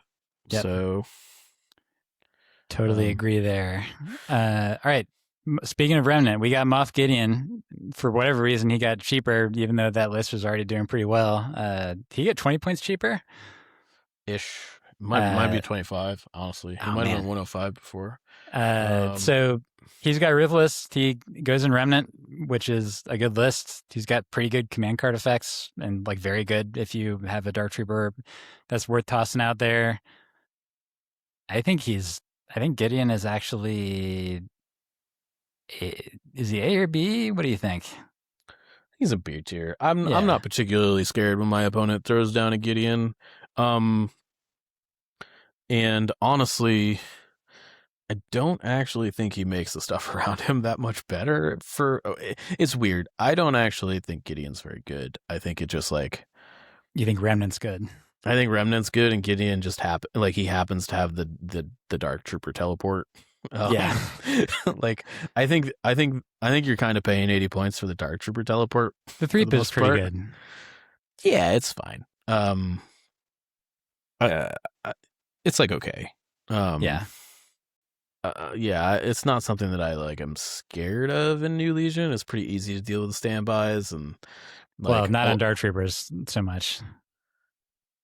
Well, I mean, it's still a situation where like you can kind of control what they shoot at and like when they shoot at it. Like that's true. They just like standbys are a lot less good, and I think that just makes that card a lot less good. Yeah, that's fair. So. Okay, yeah, I think B tier makes sense for him. Okay, and there already was heavy response unit art in there. Look at me, I didn't even need to put the newer card art. So speeder bikes are next. They go in.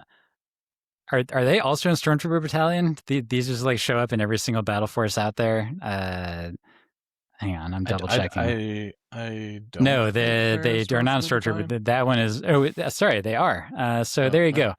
Speeder bikes. They really want you to be able to play speeder bikes in no matter what context you're playing them in any Empire list. And yet, is this the worst speeder in the game? I mean, I think it's between them and the T-47, probably. Yeah, that's not a great place to be.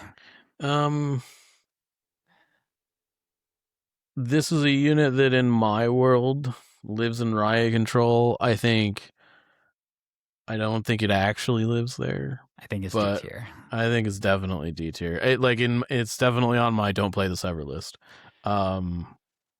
But that's more because I just don't like this unit. They're pretty good in Tempest, because of Scout 2, and the fact that between.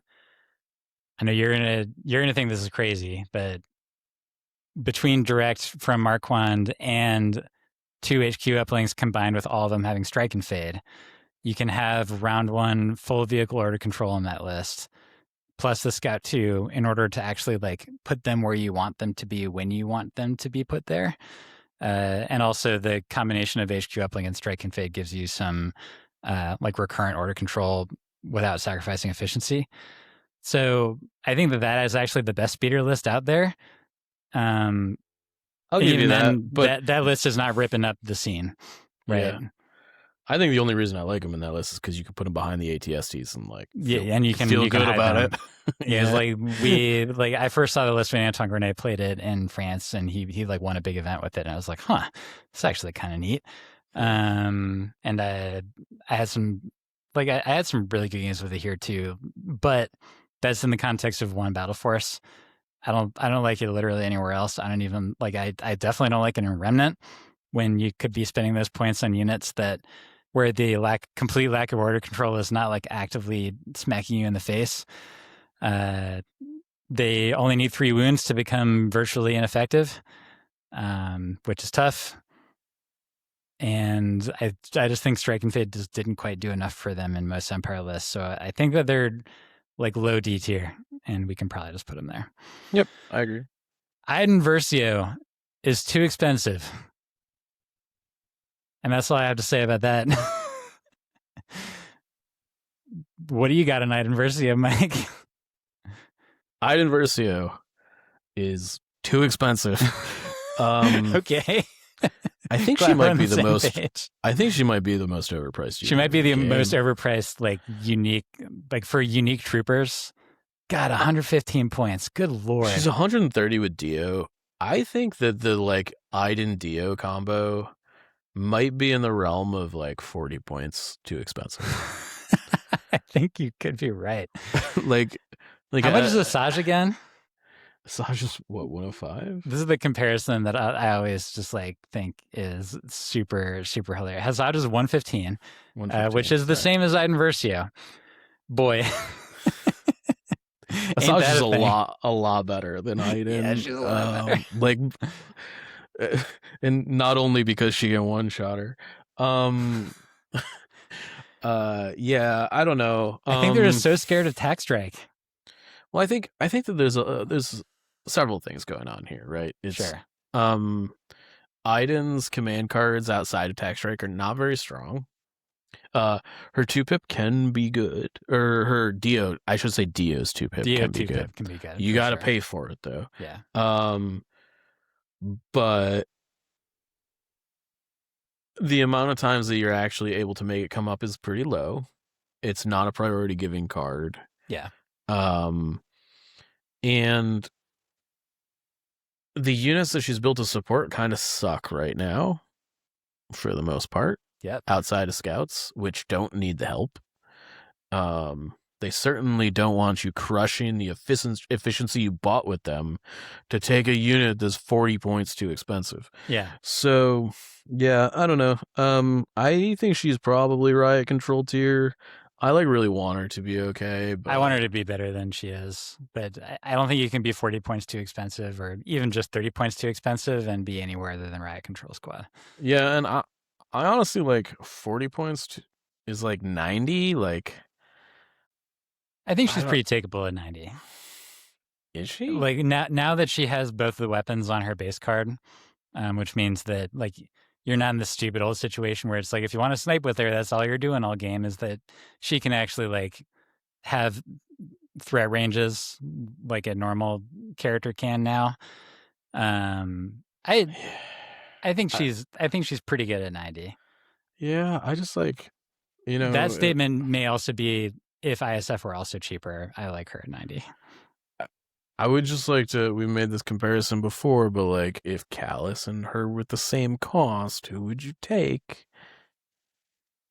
That definitely depends on the special forces situation. That you're everything revolves around the people you take with her, whereas Kallus doesn't super duper need any other stuff in the list. Yeah. And she definitely is going to be relevant faster than Kallus is in any given game. That's for sure. I mean, she definitely has Tax Strike has the ability, but I mean, we're also talking, I think, about Tax Strike as if it was old Tax Strike. You know what, Mike? Let's just move ISF and Inferno up right now, okay. so that we can just continue having this conversation. So, yeah. First of all, Inferno Squad. I want to do them first because Inferno Squad is too expensive. How much? So it's weird because for a minute they were super cheap as hell, and then all of a sudden 98, they Mike. weren't. I think they used to be 88 because they bumped Gideon or Dell back up, or both, right? I think it was both. Yeah, I think. And because of the cover change that they were. I think that there was a thought that with new cover, Dell will be too good. Oh my god. Yeah, I gotta say, in a world where Cassian Andor is 25 points and both of these guys are 29 and 35, they're both more expensive than Cassian Andor. Oh boy. Assuming that they should cost as much as Cassian, this unit should be 15 points cheaper. Yep. Yeah, I don't know. I think this unit probably just, yeah. I think it is also Riot Control Squad because of how expensive it is. Inferno, yes, for sure. And so regular ISF, I keep having to remind myself how much they are, because they got it a little cheaper. The heavy got cheaper, I think. They're 86, and again, compared to a DTF-16 Death Trooper, which is 81, they feel maybe marginally better than that. This is a unit that you have to that is a little bit cheaper than the Death Troopers, but can't get aim tokens on its own. Doesn't for and free. Only can use one defensive surge. I think that the reliable one's pretty good. Yeah. I do think that is good. But you got to pay for offensive push or something with these guys to make have them an exemplar tenable. sitting around taking aim actions, and it's just and honestly that doesn't work super well on turn one when you're trying to infiltrate with them and your exemplar guys in the back and trying to hide. Yeah, this. It is funny because the other marksman units that I can think of are like the super tech and clone marksman, Yeah. and like both of those end up working really well because there is natural like aim synergy with the rest of the army in some way. The super tech has target, and then the clone marksman can share with whoever. Whereas these guys, like, you have tack strike, and then that's it. And so it's always been this weird thing where you have one round where they feel very good, less good than they used to be, I should mention. And then another bunch of rounds where they feel not great. And for whatever reason, I just like don't even think tack strike is super great with them either. You only get to do it on 2 of them now. Yeah. I don't know why it changed from 3 to 2. It still triggers off of face-ups, which means that if you have Krennic, then you can get a free Death Trooper thing out of it. Sure, I guess. But yeah. Yeah, I don't know. Should we just like have the trio of Iden maybe being slightly worse than better than ISF? I think generic ISF with the T-21 are the best of the 3. Yeah, that's probably fair. You know, but I think they're all Rag Control Squad. Yeah, I could see a case for D tier for ISF, but I just infiltrate's strong. I think. I guess Black Ops one gives of them ISF. a token. Yeah, but that's like the worst use of Black Ops, though. Like, if you're gonna use Black Ops, you want to like use it on stuff that doesn't have infiltrate yet, for sure. Yeah. I can see maybe taking a one of ISF as like this is gonna be a unit that infiltrates and makes my opponent's life miserable. But the issue is that, and I'm going to go back to this because I think it's an important comparison to draw, is that Scout 3 and Infiltrate are not that different. Scout Troopers are 48. You can almost take 2 Scout Troopers for the cost of 1, and they do comparable amounts of damage. Yeah. And in order to be relevant, an ISF needs to be more exposed after it takes its shot than a Scout Trooper does, where the Scout can be hiding. So... yeah, you know what? I'm leaving it a Ryan Control Squad, Mike. I just don't feel good about it. Black Sun are expensive, also, and also, I mean, so like at least unlike many other Empire units that love aim tokens, they take theirs with them, so that's nice. Man. I don't know where to put these guys, Mike. I think that they're okay-ish. Okay. I think that they're about as good as Pikes are. I think they're much better than Pikes. Okay. You think they're actually like they get to C tier level-ish, or I think they might higher than that? I think they might get to B tier. Okay. My reasoning for that is this is a unit at Empire that can actually deal damage.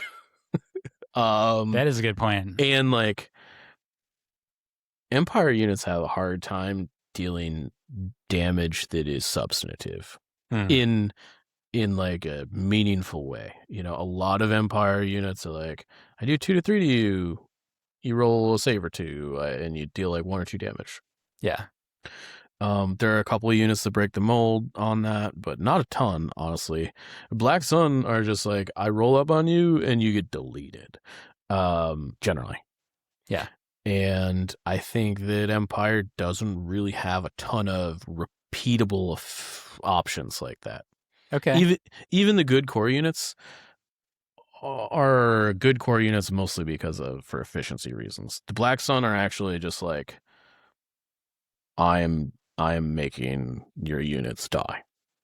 So Black Sun are definitely going to be better in any list where you have a lot of core unit tokens floating around in your bag. And so do you think that there's potentially like quad Ion Snow double Black Sun troopers that might be worth looking at? I could definitely, I think it's reasonable. Yeah. I definitely think that this is the faction that I would consider taking Black Sun in the most, out of the 2. Like, I think it's much better in Empire than it is in Separatist right now. I agree with that. I don't know. Maybe it's C tier. Maybe not quite B. I don't know. But I do think that like there's some play here, and I think that it's not bad. Yeah. I think the damage point is well taken, and yeah, I could see putting them in B. All right, so the list has now given us a parade of operatives. So we got a couple droids. I chose new pictures for the assassin droids in order to be able to maybe tell them apart for the viewers on YouTube. 11. Like where can you remind me do you remember where we put these guys on where we put 11 on the Rebel tier list? It was like C or B? Yeah, I mean, I don't remember. I do think IG-11's like better than most people think he is. Yeah. The command card drawback is big. Yeah. He's probably, I think, merciless munitions aside, I would take him over Bosk. Yeah. Yeah. All right. We'll put him in C tier. But he's like, yeah. Do we think the 88 is significantly better enough to put him anywhere else? I think 88's horrible. I actually think 11 is better than 88. With the new cover, because 11 is the one with Gunslinger, right? And 88 is the one with Arsenal. Mm-hmm. Which means that 11 can do the split fire with piercing shots. 11 was horrible in the old rules, but I think yeah. I think 88 just like 88 doesn't do it for me anymore. I think he's just not good. Because like, so your range shot is at range 3. It's 3 white, 3 black with surge to crit, pierce 1. He weirdly has like a melee weapon, which I feel like doesn't matter at all. Yep. Doesn't have steady, so he's like Cad Bane pool plus minus steady. Yeah, actually, you're right. The more I look at this, you know, like I mean, I guess does he get steady on his? He's got like a card that gives him to him on one turn, right? Okay, we should get this figured out so that we don't. I'm pretty sure that we don't get attacked. Yeah. So yeah, he gets steady on a machine made for killing. Both of them get steady on their 2-bit. Yeah. So 11 also does not have natural steady. Yeah, but 11 just is like much more reasonable as like a range 4 bot, you know. Yeah, I mean, I don't know. I think IG-88 has problems finishing bounties, frankly. Even though he has the I don't die card. Yeah, I mean, it's fine. I don't think his problem is not him dying. It's him actually killing. like it's him completing the kill. You might say that he's a machine that's made for killing. Yeah. Okay. You want to put him like low D? Yeah, that's fine. All right, cool. Agent Kallus it's probably a good thing that we keep like favorably comparing him to a lot of the other choices in Empire. He's certainly cheap. He does things for he's the one that's 70 points, right? Yeah, 70 points. I finally got it right, and not mixing him up with Jyn Erso's point cost. Yeah, he doesn't rip the world up, but for 70 points, he does a lot. He's very efficient. And so, like, I think I don't know, where would you put him, Mike? Yeah, I have weird feelings about Kallus. He is a unit that I think if you put him in any other faction would be like close to S tier. And for whatever reason, he just like doesn't work very well in Empire. Is it because direct core trooper doesn't actually feel all that meaningful in Empire? I think that may be part of it for sure. There's every other faction would really like that. Yeah, I think that's a fair statement. It's just like Empire, if you're gonna put orders on the core units, you got to put it on like all of them. Exactly. You often want your bag to be like a bunch of core and then barely anything else. Yeah, and there's just like this doesn't like trigger any effects anymore. I don't know. I, I think he's like probably C tier. My issue is that Oh, like wow, if I just controversial. I don't I'm not sure how controversial it is when I literally haven't seen an Empire player put him in like a good competitive list in the last basically since he came out. And I think people messed around with him for like a couple months and they're like, this isn't good enough. And I don't know why he's not good enough per se. Like I'm not really sure. He's a little bit of a puzzle to me, and like his kit just ends up feeling like it's not enough for what you're doing. Well, like when you look at the keywords and like commands, you can sort of take or leave to a certain extent. But I mean, his one where he blocks out the command the next round is still like pretty nice in certain It's a situations. And good then, card. but he's got like a bunch of keywords, and he's like decently survivable. He has immune melee pierce, which is really nice for a charging unit. Um, it does feel like he should be more meaningful than he actually is. Yes, I think that's my Uh, main issue. Like I don't think he's bad, but I do think like um if you put him in a list, like if I had to choose between taking him and Sun Fac, I'd take Sun Fac every Okay, time. well, the Sunfag is a special boy, which we've mentioned many times. I think that he's still B tier just because of the fact that he has 70 points, and that you shouldn't expect him to be turning the world around, but that he can be like a pretty annoying edge presence on like one side of the board for 70 points, like sort of a Wicket-esque situation. And I think for that reason alone, like he still makes it into B tier. So Operative Vader is a character that I have not seen very much at all, and a huge part of that is because Commander Vader is like, he contributes significantly more just to what Empire needs right now.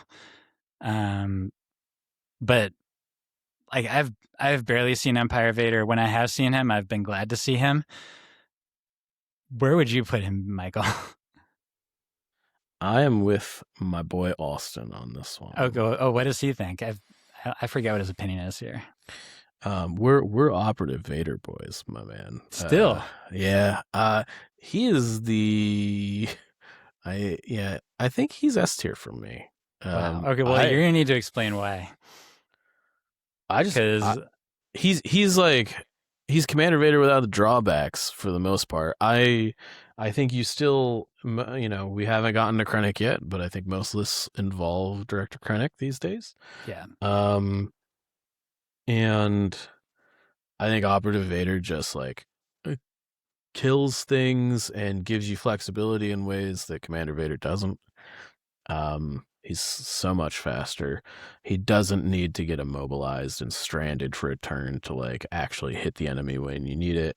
yeah. I think Scatter is super undervalued.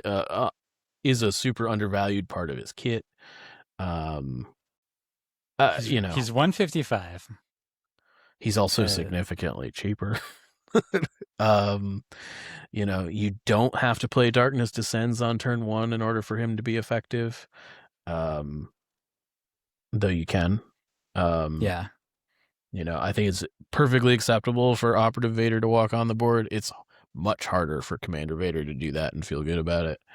Um, so you can definitely play Standing Orders on one and then play like Darkness Descends on two for reliable and be like, I got my Surge tokens. Let's go to town. Um, do I wish he threw an extra red die without tenacity? You bet I do. yeah. But unlike Anakin, he can make his own wound. Yes. Yeah. Um, I think yeah. Um, I don't know. I definitely, Operative Vader is what I want a Force user to actually feel like. And that is kill stuff pretty good, has sweet tricks, and like doesn't have drawbacks. Um, And in addition to that, he's got an extra health over every other option to him in the game. So yeah, I don't know. To me, if I had to pick what unit is best in Empire, it's probably this guy. Wow. But I've got a soft spot in my heart for this unit, so I know you do. I'm willing to admit that I have some bias here, but I do think he's better than Commander Vader. And I just that I feel confident about. So was Austin playing Operative Vader in that list that he was doing really well with that we were talking about a second ago? Yeah. Okay. I mean, he obviously did well with that. And you're right that if you have Krennic, then a big reason why Commander Vader is taken is the compel. Yep. Like the Infinite Courage is also a huge help, and you're missing out on that. You are. But yes, he is much better at actually being a slicer and dicer and affecting a side of the board than Commander Vader is. Like Commander Vader has a lot more utility as far as actually helping your army out. Yeah. So all right, well, I'll put him ahead of Commander Vader, and I think he probably should be ahead of Scout Troopers. I'm not quite in the S zone, Mike. That's just a step too far for me. That's fine. All right, so Krennic is very good. He's cheap. He has Exemplar. He has Compel. He has at least one decent command card, and then he has a one pip that is cunning, and it doesn't really do much, but it is one pip that's cunning. It is cunning. That is the effect, right? Yeah, it gives you slightly better order control.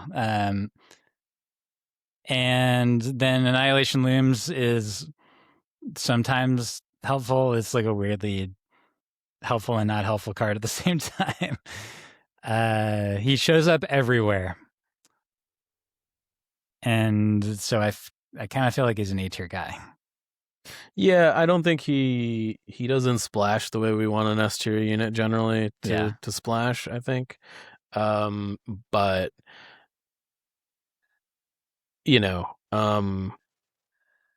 I think next to Scout Troopers, he's the thing that probably should be in just every Empire list ever. I think that this is that is probably likely to change once High Command comes out. I think you're right about that. Yeah.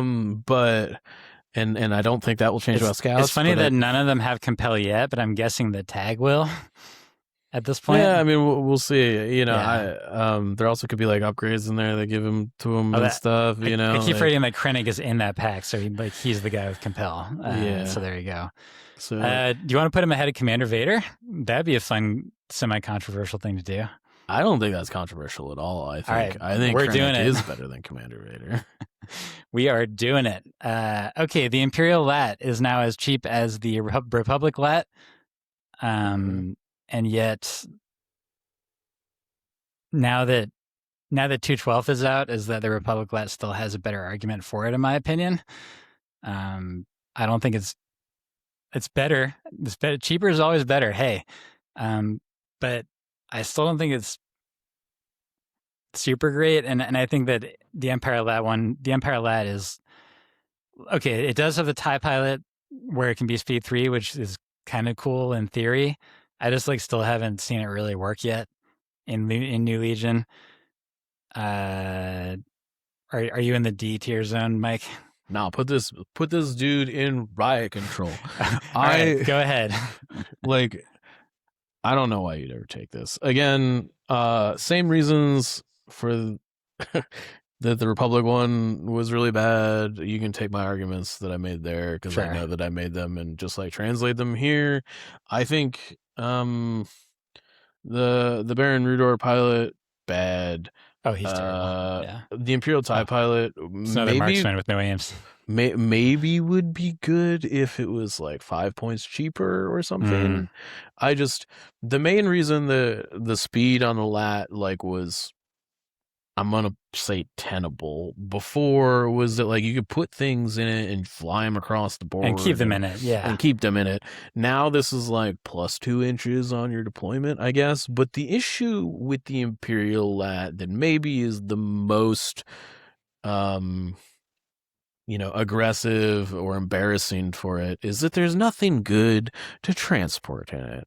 Like for the Republic lat, at least you can be like, I put some Wookiees in it. I put Ahsoka with like some dudes in it, and they like can crash into my opponent.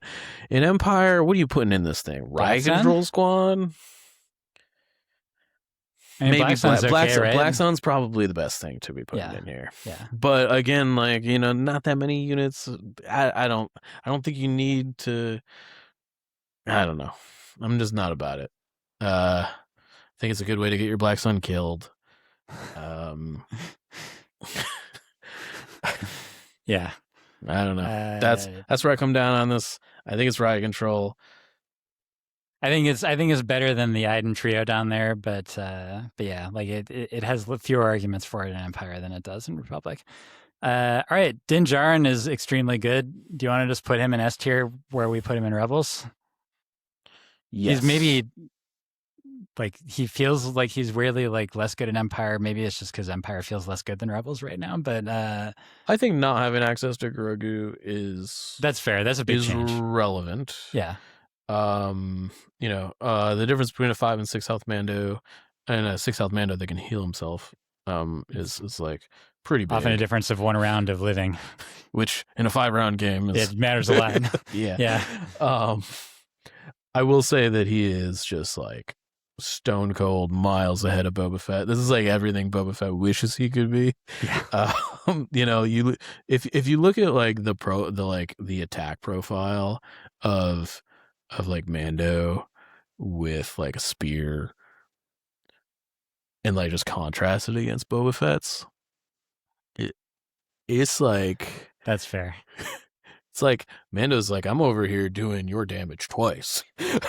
And like especially when you consider the range and killing potential of a big flamethrower hit for the relentless Din Djarin turn versus the Boba Fett, it's like totally night and day. Yes. Din can just clean up a flamethrower prone unit and then also hurt somebody else while he's at it, which is crazy. Yeah. And he does that with relentless. He's very good. So do you want to put him ahead of Snows or behind them? I think behind. I don't think every list can only is take one of them after all. Yeah. But yeah. All right. Hashtag uncumbersome. The mortar, the unit that was the creation of Star Wars Legion, because this is the only place where it exists. So that's kind of a cool factoid. Still isn't very good. Do you want to put the mortar in Riot Control Squad, Mike? Yes, please. Put it right before Riot Control. I think that it's definitely better than Riot Control Squad, but only but we have to have Riot Control Squad be in charge of the Riot Control Squad. Okay, fine. That's fine. This unit just like once it's able to be shot, gets instantly deleted. Yeah. And it's still, is it 40 points? 38. I think they increased it, and I also would like to add it is 40 points now. Yeah, they changed the weapon profile to make it worse, to make it significantly worse, because critical 1 is where it ever got any of its love before, and now you have 2/3 of the chance of it that you had before. This is the one cumbersome thing that I wish still like still had old cumbersome and the old dice profile. Yeah. It really took a beating. It would have been better off if it was just like, for the rule of cumbersome, if you already have all white dice, you cannot downgrade them anymore, and then just like leave it at that. And not only that, but they were like, we're gonna nerf your dice pool and we're gonna increase your points cost. Big ouch. All right. So, yeah. Sorry, Mortar. Hey, here we go. The Gav. We had a recent episode where we talked about the Gav on C3LP. And we sort of landed on, or at least the place where I landed was that if they cost close to the points of a lat, then they would probably be taken. But they instead cost closer to an ATST. And so they're probably like 20 points too expensive. Maybe probably 20 points. Are they D or rad control squad, Mike? Can we talk about the Wheelo first, and then we talk about the Gav? Okay, yeah. The Wheelo. We're just changing things up. So I want to go kind of quickly, which is to say, so I'm going to show on the screen the fact that like the Wheelo tank. Credit to X and One podcast for coming up with a name that we're always going to be using for this thing. It comes in now. We know that it comes in at what is it? 100? Is it 100 or 105? So sorry, it's 100 before upgrades. 100 before upgrades. And then the upgrade slots it has is one pilot, one crew, and one comms. And then for the pilot options, we basically have one that gives command vehicle 2, but it's only if it is a raider unit, and then another one that allows you to give a nearby raider either a dodge token or take away a suppression. So that's within range 1. And then we have 3 crews that basically all do the same thing. We should know that the Weequay is free. The other 2 are 5 points. And then the pirate captain's 5, the gang boss, which is the command vehicle, is 10. And all these do the same thing, which is to say that at the start of the activation phase, the Wheelo tank itself can either get an aim or a dodge as long as one other unit of the same faction is nearby. And the Pike and the Black Sun actually change the faction of the whole unit from Raider to those respective factions. The Weequay leaves it a Raider, and it's probably a big part of why it's free. So in that way, it's we're specifically talking about Shadow Collective List, probably, where you can basically give it super link targeting array, where it's either an aim or a dodge. It's just reliable aim or reliable dodge. Yeah, it's reliable aim or reliable dodge. If there were such things as that keyword. It doesn't need to be independent technically. So you can, if you really wanted to like put orders on this for whatever reason, which sometimes actually would be helpful, that you're not sacrificing the free thing. And then otherwise, we already knew everything else about the Wheelo, so that's like the super fast coverage of it. Just going kind of quickly as far as the preview aspect goes. So, yeah, you're good. So obviously this is going to get compared to the Gav a lot because they are both transports that are silhouette blocking, and that they have decent guns. How do you think it compares to the actual Gav, Michael? I think you're taking this over the Gav. Okay, I think that's a good place to start. Yeah, which is why I wanted to talk about it first. Yeah. Now that it exists, I think it would be one thing if transport was like, I don't know. We just talked about why transport and Empire is like sort of yeah, it's like not great. So this has what is probably generally a better dice pool than the Gav. It's 25 points cheaper off the rip. Doesn't surge, but like generally you're gonna all have an aim token on, like if you're putting this list, you're probably gonna have an aim token. Although like if you're gonna, I don't know. This is a weird effect to want in Empire when there's like ATSTs and stuff running around. Although I don't know. I think that this is probably like C or D in Empire. I don't think you're ever taking command vehicle, the gang boss upgrade in Empire, but I don't know. I think that maybe it depends on if the Weekways end up being playable in Empire or not. So this is a little bit tough because you need allies of convenience in order to do it. But if you did double Wheelo, double Black Sun, in an Empire list, that would be, and if we're assuming that the Black Suns, I mean, it would be like the shotgun, the Vigo, and frags is typically what it is. Then it would be 316, 40. That would be 426 for those 4 units. Seems okay. Yeah. And you can do that in Empire and still get that like Black Sun pilot bonus. Yeah. It's like fine.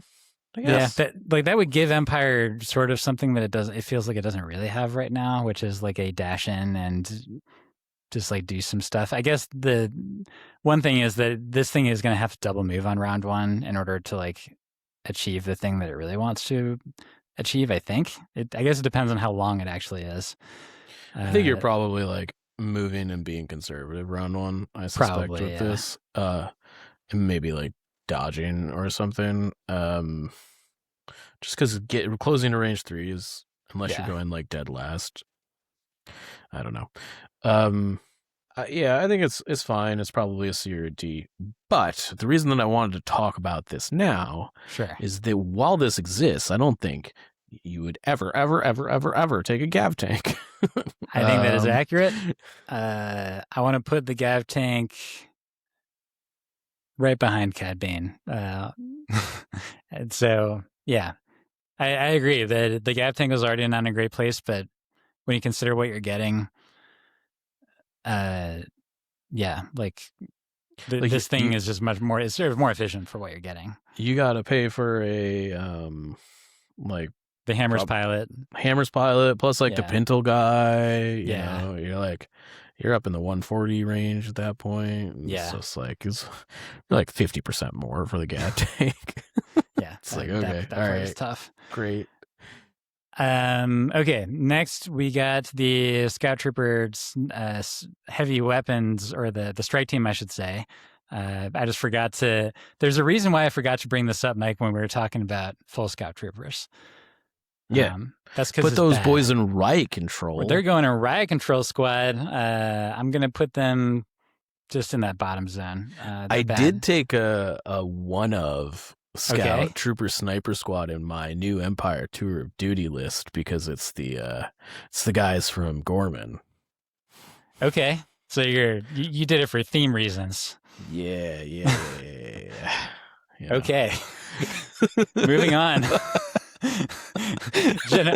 General Maximilian Veers is I've mentioned before, has the most just like chilling and possibly mildly problematic short story that I've ever read in Star Wars, in that like from a certain point of view, Empire Strikes Back, where it's revealed that he's a real goose stepper, Michael, when it comes to the cause. Which honestly has just made me like, not surprised. I know. It was just like, boy, I really just don't want to put Veers in any of my list because he's like a very gross human being. Anyway, as far as Star Wars Legion goes, I think that he is also he's one of the guys where we saw the 2.6 card and we were like, hey, Maximilian Veers, and then we started like, I played a couple games with him as like, oh, Maximilian Veers. I mean, yeah, it's boy, it's not great. Max. I think so. Veers suffers from a couple things. I think the biggest one is that he can't actually be taken in the places where vehicles are good in Empire. Yeah. And that's to say Tempest Force. I guess like I was like Veers in Tempest Force. Yeah, right. That's the thing, right? Yeah. But guidance ground vehicle is pretty much like the only reason to take him over anything. Particularly with the new customizables, I think, similarly to how we talked about Leia in the Rebel tier list, I feel similarly about Veers. Veers is a little bit less that way because guidance ground vehicle is such a unique effect, but there's just like not a good place to use it. Yeah. I don't think that there's a place for him. I really don't. And so that puts me like once again in the riot control zone for General Veers. Do you think that's wrong? I think he's like. Do you think he's D tier? I think he's like D. He's definitely like borderline riot, but like I definitely think taking Veers on your list, like he's still like a pretty efficient dude at what he does, you know. That's fair. All right. Yeah. He's gonna bring out the rear guard in D tier. Hondo, Empire is not a place where I've really thought about Hondo at all. This is now the fourth time we've talked about him. It's the first place I tried him. Okay. Specifically because I thought Empire had hard times getting name tokens. Fair. Yeah. Hondo's a great way to do that, right? Yeah, that's Just fair. just give a name token to every unit. Yeah, I don't think he's good here. I would put him in probably riot control, to be honest. You don't think that like his command card with shore troopers is like a thing? I mean, because then you have to run shore troopers, and they're riot controls. Yeah, or they're D tier unit themselves. So yeah, you're right. I'm gonna. Yeah, I'll put him in D tier. That's fine. I don't think there's any reason to take him. So yeah. All right. I'm going to talk about range troopers first because I think it's just an easier it's less interesting and easier conversation.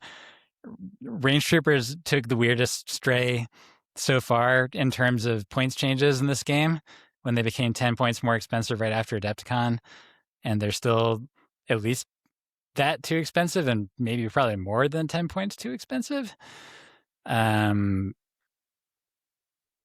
They're with the heavy.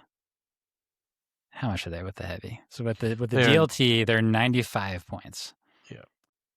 We were hating on ARF troopers, which I think is a better unit than range troopers. Maybe. Sort of tough to tell, actually. For being sort of similarly too expensive. I don't know. Are these like they're low? They're somewhere low, Mike. How low are they? They're riot control. I mean, it's like pretty quick. I've never seen anybody put these on the table, and they're sweet looking models. I don't. Yeah, very cool models. This is just like another, going back to my like 5-man and a heavy, which Empire has the biggest problem with. Yeah, absolutely. Like I just don't know. Like, I don't know what you're paying for. I guess you're paying for range 4. For range 4. Range 4, from a points perspective, is still considered really valuable from a points cost perspective in this game. Yeah. I don't know. And so sometimes it feels like it's more valued than Scout, even though, like, on average, Scout plus range 3 is pretty much always significantly better than not Scout and range 4, right? You're getting the same amount of distance, but you're getting more mobility from the unit. Yeah, you're getting 2 moves plus a shot instead of 1 move and a shot, right? Yeah, yeah. And so you're getting closer to the POI. Oftentimes but I feel like they're kind of valued the same. I don't know. Yeah, they're not great. They're riot control squad. Okay. We've sadly reached the end because here we have a bunch of pictures that it didn't use, and then of course our trio of Sir not appearing in this film. Right after this one. But this is the latest unit come out for Empire. The customizable, which you said earlier that you think that I think you said that from a customizable perspective, like from a mixy and matchy perspective, that this is sort of in the lower zone, kind of like where we think that the Jedi are. Like we're definitely bigger fans, both from a variety, especially the Rebel variety, but from a variety and gameplay standpoint, that the White Save factions did a lot better with their customizable units. Yeah. However, this one did take command and control array, which is one of the best upgrades in the game, with it, which definitely buoys it. And then also the riot baton, the 6 dice charging thing. I think it's only like 5 points. Like that's a pretty good weapon.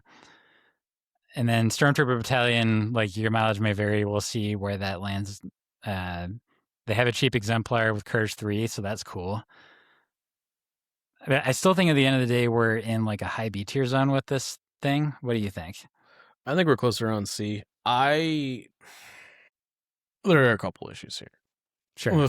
The first is that at the end of the day, command control... I think everything that the customizable does well, Krennic also brings to the table already. Mm-hmm. And Krennic brings it with Compel. Which is a really big deal. We did say back when these things were first revealed that Compel felt conspicuously absent. Yeah. These guys. I think like Krennic does, like, he's like, I have Exemplar. I also have command and control uplink kind of built in Right. my Cunning 1 pip. He's also got his 2 pips also, like, pretty good for being a support commander. He's got Spotter. He's also, I think pound for pound, I think he's generally cheaper than one of the customizables once it's built. Yeah. I would have to like check in on that, but I think that like once you give one of the customizables a weapon, I think they're pretty much the same cost or more. Like you give them like academy trained or something. You give them a doctrine without the weapon and they're like the same cost as Krennic. Academy trained puts them at Krennic's cost Yeah. as a starting point. So like we're kind of talking like the customizables before you give them anything cool and sweet. It's the same cost as Krennic, who has Compel. So I think these customizables are weird in that Krennic baseline just does the support thing way better than them, and these guys like don't do anything than support your guys. Really? Well, I mean, they like want to, but you got to start paying for things. I feel like once you do that, they're kind of interesting as like a second of, I guess. I don't know. So the Academy trained has Inspire 2, which is nice, on top of the Courage 3, and so that's not going to be like helpful every game, but it is helpful. And then as far as the like, I do think that the operative is like has a better general argument, like generally, because the especially the tip of the spear, and so like tip of the spear has direct, which but then again we've already talked about why that doesn't feel as good as it actually is. Yeah. But it has, so like tip of the spear though, he's the one that naturally has tactical, which means that if you are charging in, then it can be like a pretty effective melee attack. It's no thermal detonator and blaster, but it's like a pretty effective melee attack with the riot baton. Like tip of the spear plus riot baton on an agent is 63 for like a pretty good charging unit. And I mean, I'm looking at the other doctrines, like Defend and Death. I don't think is very good because the prepare position units are generally not very good. No. The platoon commander has a place in battalion, but I think that's kind of, oh yeah, the platoon commander, if you want to invest a lot of points into like having one with combat armor, then that gives you like the most resilient like charging melee person. Yeah. So there's something to that too. The riot baton combat armor platoon commander is 78 for being somebody who's got like a bit better of a ranged attack than Kallus does, from a raw dice perspective, I mean. So I don't know, like there are plenty of legitimate reasons to put them into Empire lists, but none of them feel incredible. Yeah, they're not an all-star in any way. Yeah. I think the bigger problem for them, for me, is that like I'm like, okay, I take Krennic, and then I'm like, I have like one commander slot left over, and I have like 1 to 2 operatives, right? And it's like, do I want them to be Imperial officers, or do I want them to be like Vaders and Dins, And I think my issue there is that like Empire has a problem finding playmakers, and the only playmakers they kind of have are like those like Din Vader units. Everything else is like very like I move up, I shoot. I mean that's what they do, that's right? accurate. That's what they do. And so if you like take Krennic and then another one of these guys, like you're filling your slots with things that are not playmakers, realistically. They're like supporting, they're like giving your guys, like your move up and shoot guys, like some tokens, which I guess is fine. Yeah. But frankly, that doesn't really win games. Weirdly, I think that despite the fact that when we first saw Academy Train, we're like, wow, it's cheap Courage 3 and Exemplar. But that the only situation in which I actually like Academy Trained is Tempest Force, when there's literally not a unique commander. Like, there's actually literally no other commander option than that if you want to actually have a real courage bubble on that list. And so, yeah, I mean, but I do think that the operative has a better argument for it, like on average. Is that there's more interesting stuff you can do with the operative version. Sure. But yeah, like I still think it's in B, but I would put him actually at the bottom. It's sort of funny. I don't think I would have predicted I would have put it below Black Sun when we started all this, but I think that I think you make a good argument that it's. I think I might feel a little differently if like there had been some like different options and stuff. I find every build with them just so awkward. I think this can be improved by making, like, they could do something like make the droid free. I think if the Seeker droid was like 2 points and the combat armor was like, I don't know. The combat armor is like at least twice as expensive as it should be, I feel like. Yeah. Yeah, I think if there were multiple like pretty darn good gears that you could put on it, like, yeah, if you had command control and a super cheap seeker droid and combat armor that was cheap enough, then you would be sort of in the ideal customizable, like, feels like you're actually mixing and matching in a meaningful way. Yeah. Because like I could definitely see with cheaper combat armor and a cheaper seeker droid that you could have like a pretty efficient like charging melee unit when you put all that stuff together, where it can soak up the first range attack that it has with the shield, and then be doing like pretty reliable melee attacks after that. Yeah. Like I would like that, but right now that's just too expensive for what you're getting out of it. Yeah. So, yeah, like it's fixable with some points adjustments. Probably so that's at least one good thing. Yeah, I do think just generally, I think my biggest issue with it is that I personally would take Veers over these guys. I think. Whew. What? Oh, Yeah. sorry. You're talking about the commander version. You would like actually take Veers over him. Yeah, I'd throw a Binox on Veers and take him with Krennic, and I think I'm much happier with that generally than an officer. Personally.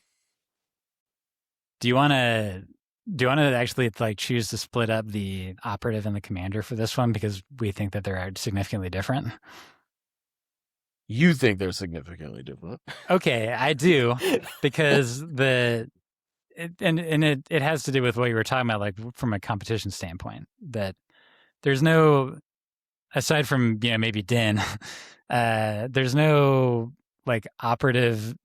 I mean, well, I should say this. Say that, but in my world, the operatives I'm taking in Empire lists are Operative Vader, Din every time. Okay, but there's nothing like a Sunfac in Empire, sure, and so there's Kallus. There is Kallus. Like, do you not think that that you can make an operative that is like pretty similar strength to Kallus? No, I totally think you can, but I think that illustrates my point 100%. Is that I think Kallus is better than any operative you could possibly build, and nobody puts him in their lists. Okay. Yeah, that is true. All right, I'm gonna move him down to C. Okay. I think like we're talking about D tier and with regards to Veers, I think that's like a little bit too much. Sure. But yeah, let's put him in C. So we've reached the end, Michael. This is a tier list that does match where I think the faction is pretty well. What do you think about the shape of this tier list, Mike? Is it an L? Kind of, if you turn it side? No. It is the most bottom. It's the most bottom heavy out of the four. This is. I'm pretty sure that at least on this screen, this is the only time that Riot Control Squad has gotten into a second row. Sure. It certainly helps that we have this like trio of tax strike situations that are expanding that, but yeah, I mean, I think there's a lot of four dudes and heavy, and you had spoken before about how that's like a problematic way to build your army. It is. And I mean, it's a problematic way to build your army if they're all like 20 points too expensive, you know. Yeah. I think there are good empire lists you can make. I think most of them involves the units in rows S and A, you know. I guess with the exception of Or probe droids, which we'll see, you know. or it involves a remnant, which involves cheaper heavy weapons to bolster the utility of those units by quite a bit. Yeah, I'm not even sure I Yeah. really consider Remnant. Like battle forces are almost like not really within that Sure. faction, but Yeah. like, you know, yeah. It's I think Empire units as a whole, you know, if you like looked at probably the top like half of competitive lists that place an Empire, I think basically everything in the D and Riot control tiers are gonna be basically absent. For the most part. You know, outside of like remnant lists. You might see like a one of Death Trooper, one of Shore Trooper situation. You might see the random Boba Fett running around, but like I think you're right. Like if I think of what a ideal Empire list would be, I would start with a bunch of snowtroopers and at least one version of Darth Vader, and then figure out like and Krennic probably, yeah. and figure out like what else I'm going to do with the remaining points. And you know, you made a pretty good argument earlier for why the answer to that might be just 3 naked scouts and 3 naked probe droids, and then you got your list right there. You got some room to spare, I think, too. Like I think you have room to spare, but I think that I'm definitely going to be taking a close look at that the exact list that I just talked about, where you have a set of spam units that feels like it's actually efficient. Yep. In that situation, and then plus you have Vader as your playmaker and Krennic to make sure that everybody can get to the trains on time. So yeah, like that is it's a very black and white list, literally.